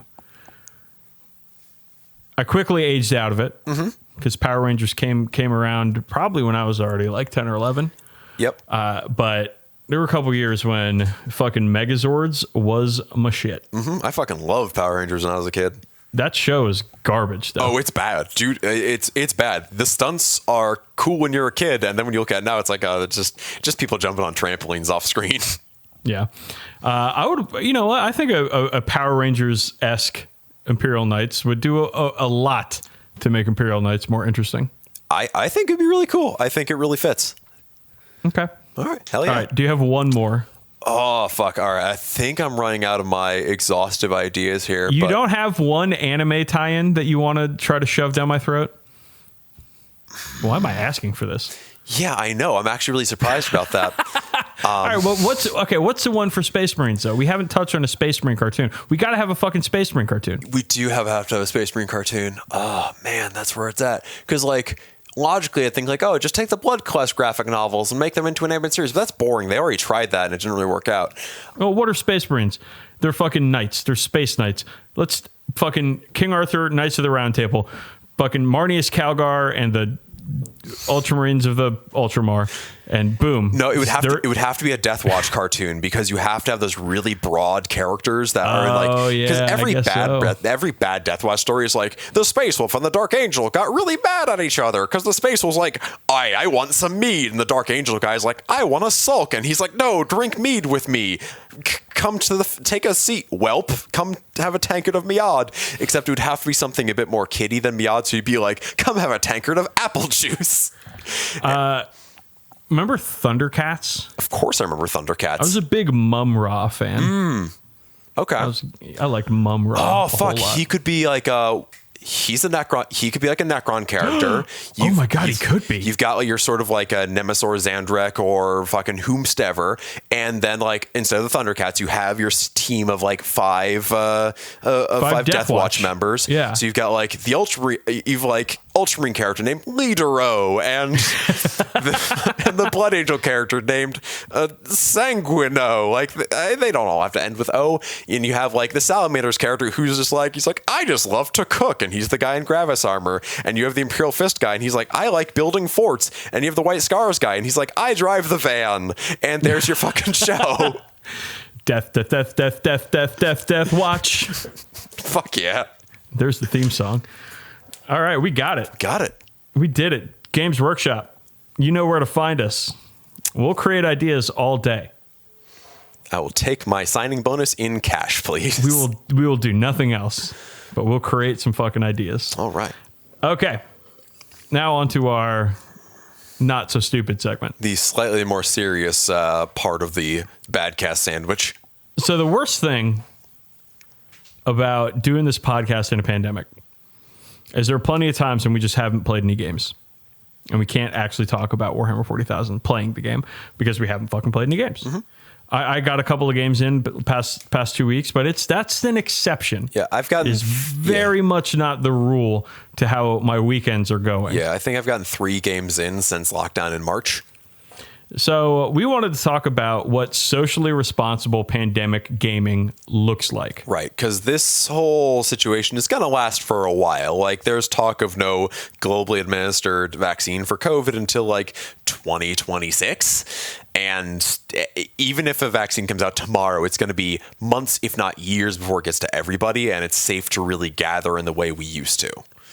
Right. So let's start with there's multiple levels of playing games. There's playing games with your friends, there's going to game stores, and then there's going to events. Right. Right. So playing with your friends. Now, a lot of people have bubbles, right? Yeah. Where people that they are exposed to that they either have to or they want to. And a guy like Scott Horse, he's in my bubble. Mm-hmm. So he comes over, we hang out, we'll play a game. And that's we were hanging out with them. I don't know, not early in the pandemic, but mid-pandemic, I guess. Like in the summer, we started hanging out with Scott and Katie because they honestly, they didn't really have anybody to hang out with because all their family and everything are on the West Coast. Yeah. That was a fuck you, Baltimore. So there's that, and then I've got the screen and porch up in the back of the house here, and Scott came over. Not Scott Horace Heresy, but other Scott, Tyrannid Scott, or as we've been calling him, Cool Scott. Cool Scott came over, and we're playing in the back, out in the back with masks on and stuff. But still, we're open air, and we're not up in each other's faces. We got the tables between us. Seems like a much more responsible way to go through with it. Right, because we can't really be in close confines, or I mean, you can, but you'll probably get sick. But like, you want to avoid close confines. You want to be somewhere well ventilated, and you can't be in a big gathering. Like, states aren't allowing gatherings of 10 people or more regularly.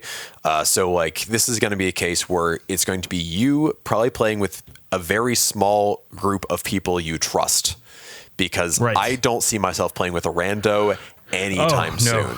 No. Like, and the whole trust thing is like, it's like, even if I'm playing out on my deck, or my porch rather, with masks on, it's going to be somebody who I know is practicing responsible social distancing. Right. You know, it's not going to be like fucking just anyone who's coming over and playing a game, because it's like, I don't want to have somebody in my house that's been potentially exposed to coronavirus. Right. That seems like a dumbass idea. Yeah, that's the thing. Like, one of the reasons you want these to be people you trust, because if, like, a while ago, I don't want to blow up his spot, but a friend I was going to game with, he was going to come over, and then he was like, he called me the day before and said, "Hey, just letting you know, I probably have coronavirus.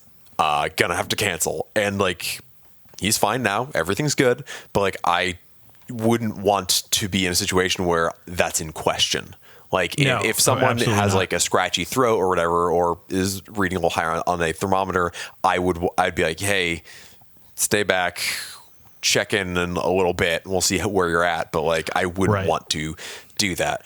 And like, you mentioned like playing masked up, and I think like, you should be doing this anyway, like most of the time, but bringing a mask and wearing it for any sort of game is pretty important. Like, I've played mostly masked, where like I might take it off to like take a drink or whatever, and putting it on for any time I might get close. Like, that's one way to do it, or just keeping it on the whole time, whatever. But like, you want to keep your distance, and it isn't that hard, and the table's already like 4 feet wide. Just like, stay on your side of the table, they stay on their side of the table, and if you have to get around, let the other person move out of the way.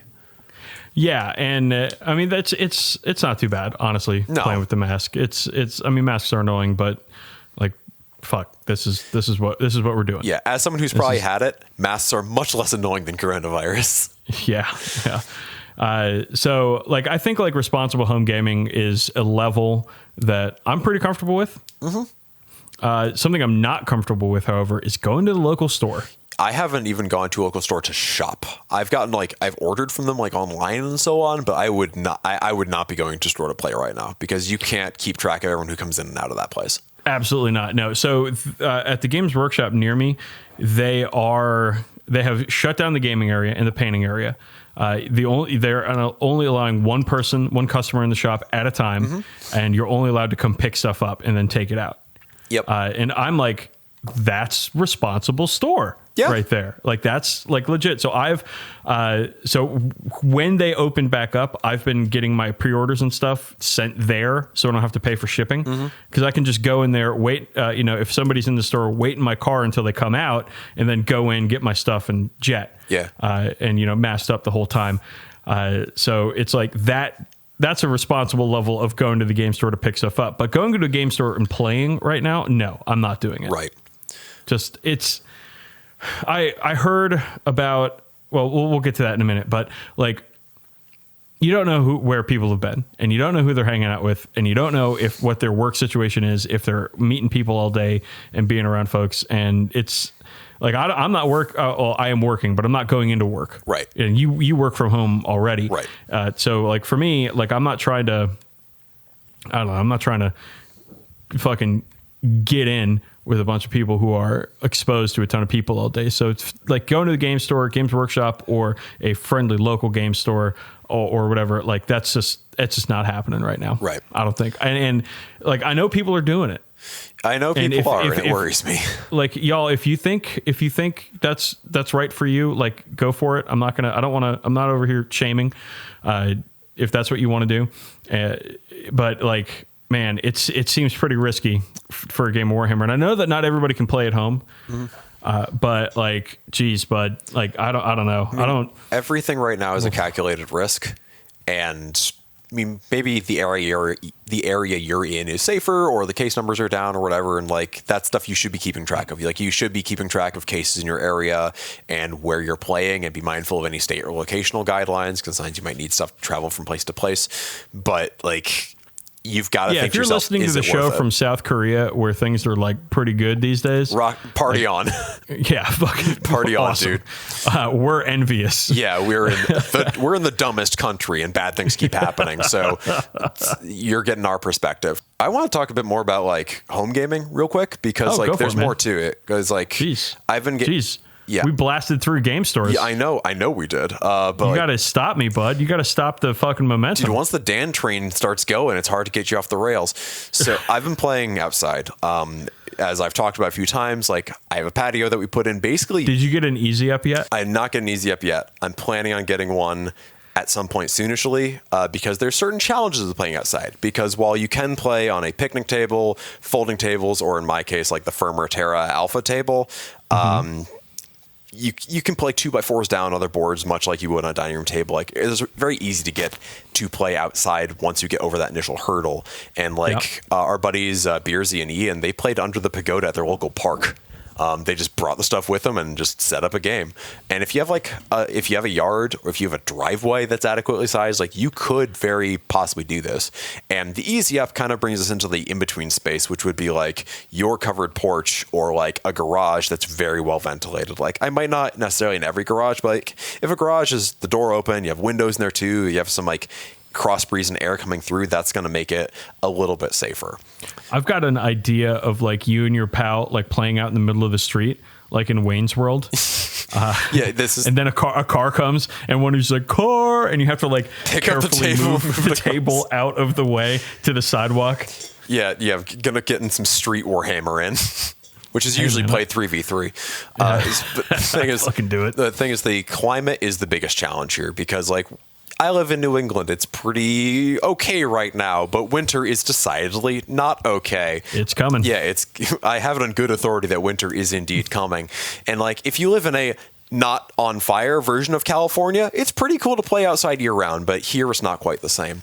So like having that easy up would have helped with my game with Dylan, where it started raining and we had to keep all our shit under the fucking table. Or if it was snowing or whatever, that'd be a problem. If it's a really windy day and you don't have much in the way of fencing or whatever to protect your stuff can get blown over. So that's going to be a problem. But if you have, I absolutely love the idea of going to a park. Yeah, that sounds and like playing under the pavilion or whatever. Yeah, that sounds really nice.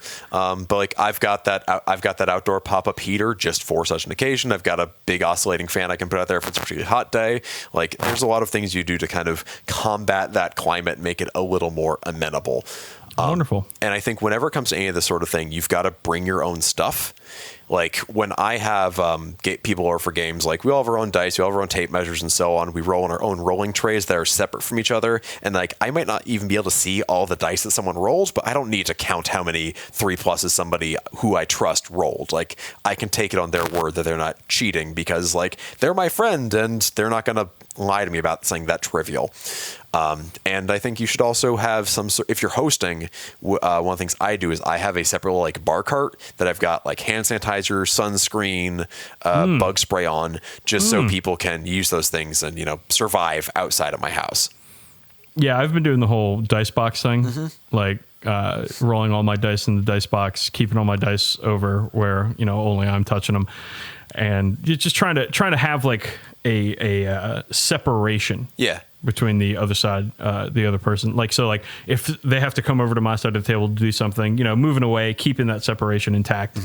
Very important. Yeah, it's one of the kind of complications I've had think about Necromunda right now, because Necromunda is such like an all-over game and where you're going in and out so much because it's alternating activations that I don't feel like it's really the best for this sort of thing. I can't imagine playing Necromunda or Blood Bowl right now, just because you're like, because Blood Bowl, you're like, because I've got folding tables, 30 by 6 foot, 30 inch by 72 inch folding tables, right? So two of them put together makes a good Warhammer table, 60 by 72. But for Blood Bowl, for Necromunda, you really only need one. Yeah. And like just being across 30 inches away from somebody for a couple hours seems like a bad idea. Decidedly, Yeah. All right. So let's move on to RTTs. And I want to start. There was apparently, and I wasn't there, so I don't know a whole lot about this, but apparently some guy at the Flying Monkey RTT, which was either last weekend or the weekend before, like straight up refused to wear a mask. Oh. Like at the RTT. Oh. Can you? Okay, number one, I'm not going to any fucking tournaments right now. Right. That just seems like especially because they're going to be inside for the most part in a gaming store, and like that just seems like a recipe for disaster. But you show up to an RTT and there's some fucko who's refusing to wear a mask. Yeah. Like, what the fuck, dude? Yeah, I mean, anyone who's refusing to wear a mask right now, I very much want to kick their ass. And this is a case where I don't know if I could help myself. And I'm not a particularly violent individual. Like, that's just so fucking irresponsible and so hateful. Just to kind I was going to say hateful, yeah. Yeah, like I can't, if anyone was like that, if I was organizing that event, I'd just be like, okay, you're out. Like you're disqualified from all events run by this store, this club, whatever. I would even say like you are banned from the store for the next 12 months at least. Like if people are being dipshits, there need to be repercussions. And I'm not saying fucking send them to the Warham gulags or whatever. Just like you can't play at this store. Yeah, dude. Like, I don't know, man. But that's the thing. Like we live in America and America sucks. And so there's going to be assholes. And of course there's already a shit ton of assholes in our hobby. Yep. So like, I don't trust that some fucking shithead ain't going to show up to a local tournament and fuck it up for everybody. Yeah. So for me, it's just not worth it right now. I'll read on Goonhammer about the tournaments that are happening in Europe and Asia and stuff, where the virus is at least under more control than it is here in the States. Yeah. And I will envy them, but right now it just seems like a losing proposition to go to a store and play all day with a bunch of randos. Yep. Well, I did want to talk about actually one of those because there was a Goonhammer article a while ago that Corrode wrote where they played in the Vanguard's Tactics Grand Series event like back in August, and it was like it kind of seemed like the closest thing to a responsible way to run this sort of event in this particular fucking hell time. Tell me more. So it was an event with like 30 something people, but every single, like at the door, you got your temperature checked. Your intro packet had like a mask and hand sanitizer and like new dice, new measuring tape, new objectives supplied for every single player. I think they might have even had new dice trays too. And if you didn't use your mask or didn't wear your mask, you could be banned like right there and then. Anyone who came for the tournament and either felt uncomfortable or like this wasn't for them could leave for a full refund, no questions asked, which I think is really good because if you're incentivized to stay, even if you're uncomfortable, like that's a shitty situation. All of this information about like the requirements of the tournament were sent to people ahead of time, which included their requirements on using masks, requirements on using hand sanitizer, and so on. So everyone ideally had the picture before things even started.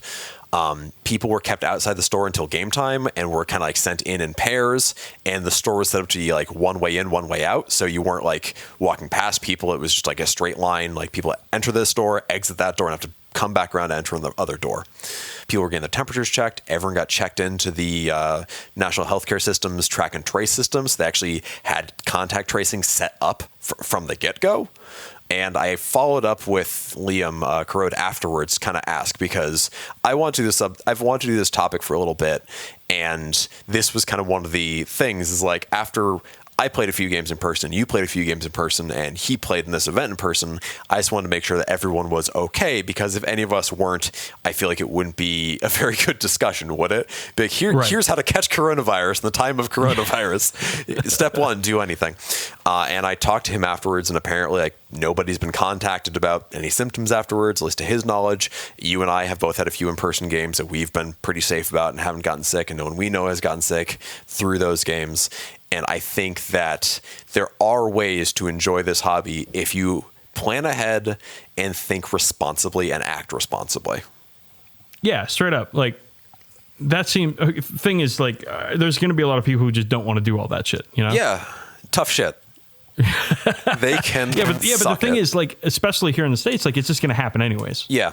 You know, like I don't know, dude. It just seems to me like if you're in a place where they're doing events like that, or the government has been responsible enough to, actually have a response to this deadly virus, then, good, go for it. Yeah. Have fun, fucking do it up. But like for me, it's not worth it. So we've talked about in person at home. We've talked about game stores. We've talked about local events, big events, Nova, Adepticon, LVO.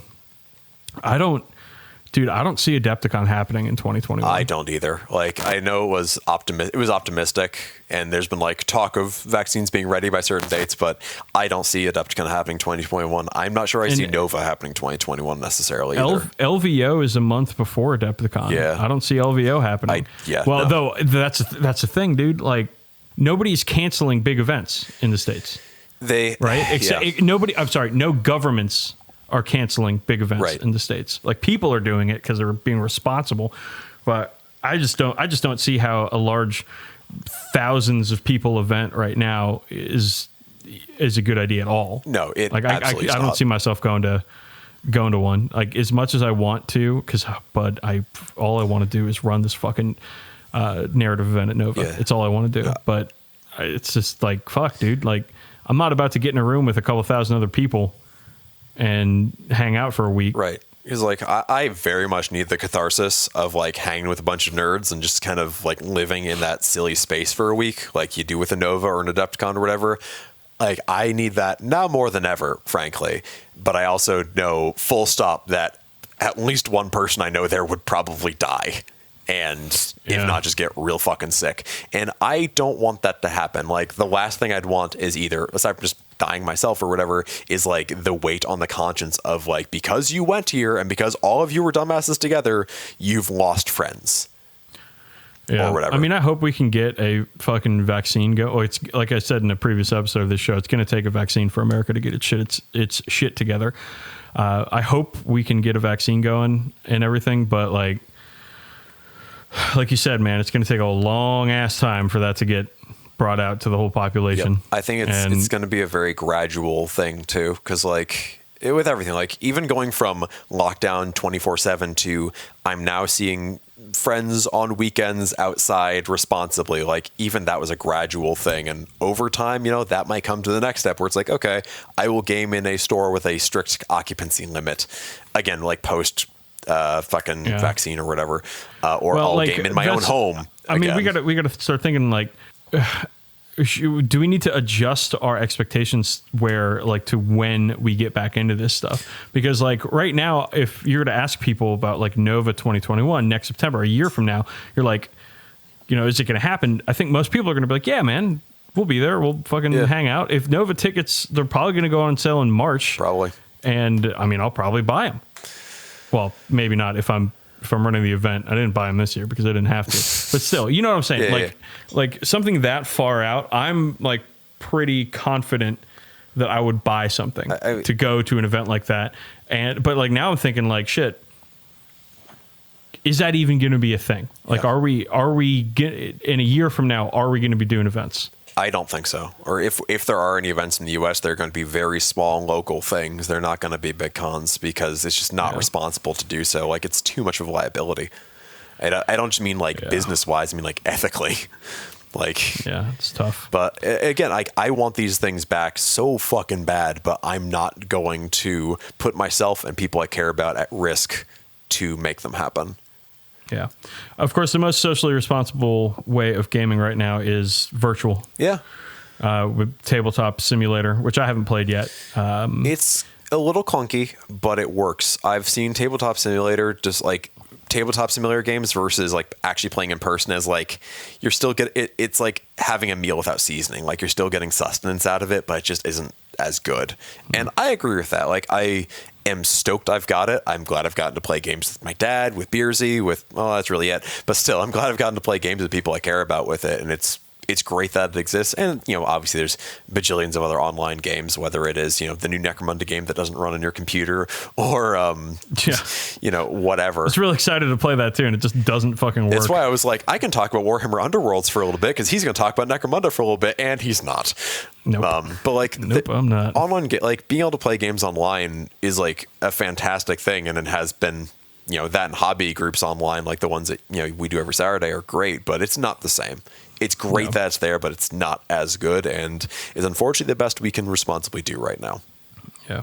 Well, gang, if you want to get at us with any ideas for socially responsible gaming, or you want to complain at us for our stance on this sort of thing, feel free to do so at contact@40kbadcast.com. We love hearing from you, but most importantly, just like stay safe out there. Be safe, be smart, and wear a fucking mask. Yeah, I know we suggested a lot of potential ways to get into this whole thing and play again and be responsible when it comes to this stuff, but we're not medical professionals. This is just based on our own experiences and opinions, and it's scary out there. So yeah, just be safe, do what's best for you, and be responsible. All right, let's do it, man. Let's get it. Let's hit the FOF, as I've started calling it, fact or fan fiction. FOF. I'm into that.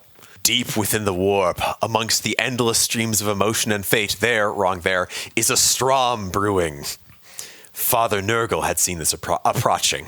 He sat amongst the festered, sagging pillars, spelled wrong, of his corrupted mansion, beside his cauldron, which was supposedly so large it could hold all the oceans in the world.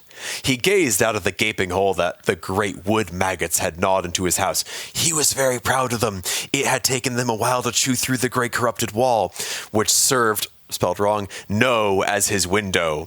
He saw the corrupted garden ripe with festered fruit, and his beloved children danced under the fly-filled sky and rolled amongst the worm-coated muck which covered Nurgle's plural garden.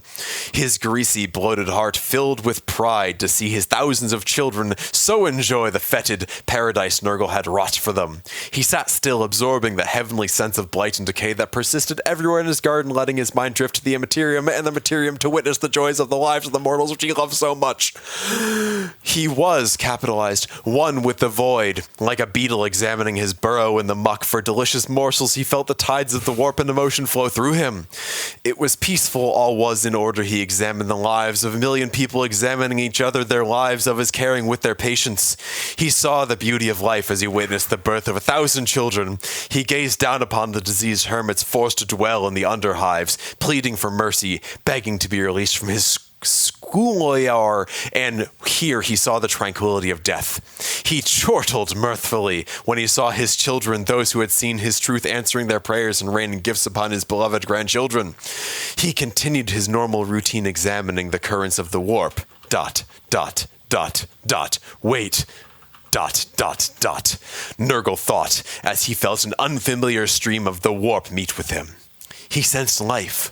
Wild, beautiful life, but not the same he was used to. There, were humans there, correct there.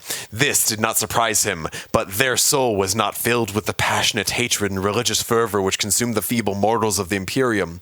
But there, was also foreign life to which he searched his ancient memory and to which he could not find their names. He lashed onto this stream, following this stream to the galaxy of which he had no reckoning. No period. End of chapter. Wow. It's high concept. It's powerful stuff. Okay, so it's fan fiction. How'd you know? The typos. The frequent typos. That's it. So high concept. I like that. I like that they're elevating the craft of Warhammer fan fiction to include things like chaos gods and stuff instead of like Sonic or big titty Sororitas. Like that's better. Or big titty Sonic.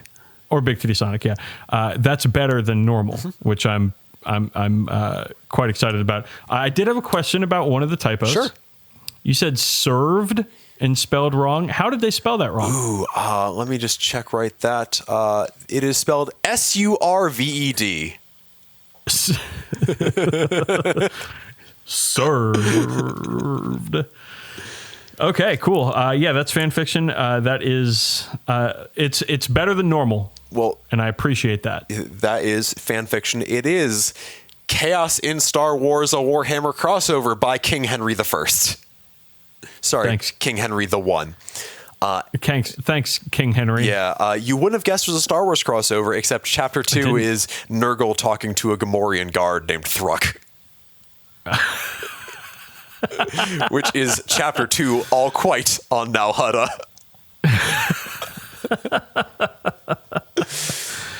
Oh, I love it. Oh, that's excellent. All right, gang. We're going to start the end of show process here with some plugs. Email again, contact@40kbadcast.com. Really want to hear from you guys. It has been a constant source of joy in my life to talk to our listeners during the pandemic, and I'd like to keep that going. So please email us anything you're working on, pictures of your pets, very popular in the inbox. And any of your responsible gaming tips or stories, trip reports on being outside, all of it. I want to hear it all. You can also find our work on goonhammer.com. I read a weekly Necromunda column called Necromonday with our friend Jules.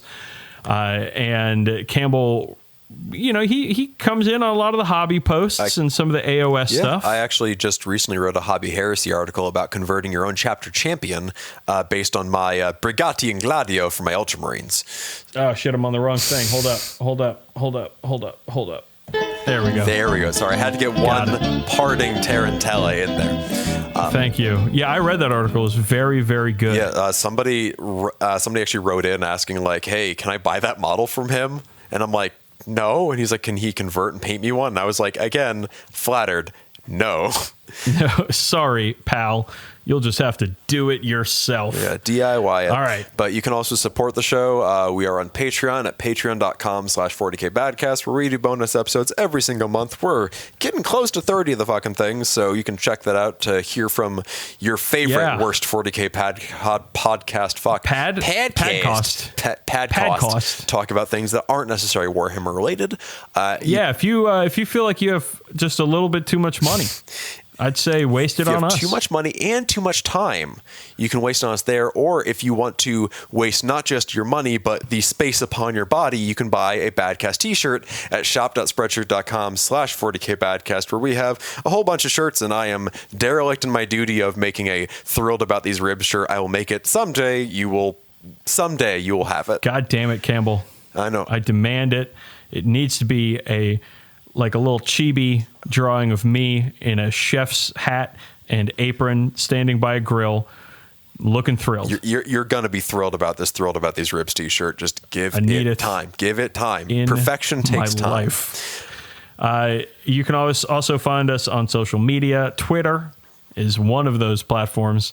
I wouldn't suggest registering for Twitter to talk to us on Twitter. I'd suggest that you don't go on Twitter ever.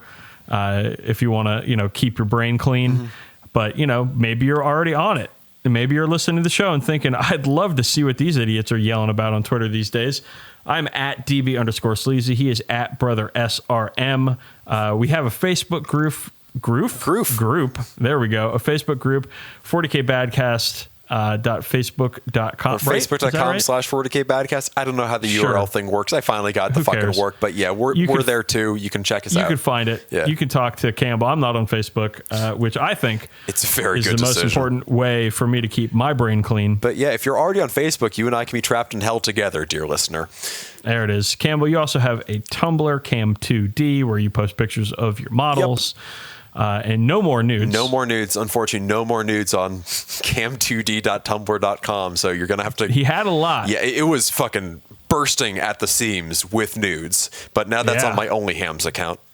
That was... oh, no.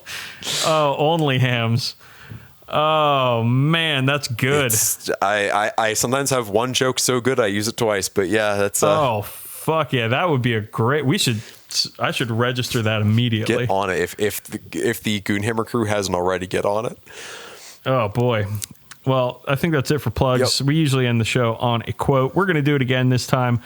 What you got for me, Crumbo? I got a real uplifting one here today. Good. I need some upliftingness in my life. For every battle honor, 1,000 heroes die alone, unsung and unremembered. You fucking lied to me. You lied to me, and you lied to the listeners. I regret nothing. And on that note, we're the 40K Badcast. We are bad at 40K, bad at uplifting people, and so can you. And we'll see ya in the next cartoon. That's the truth.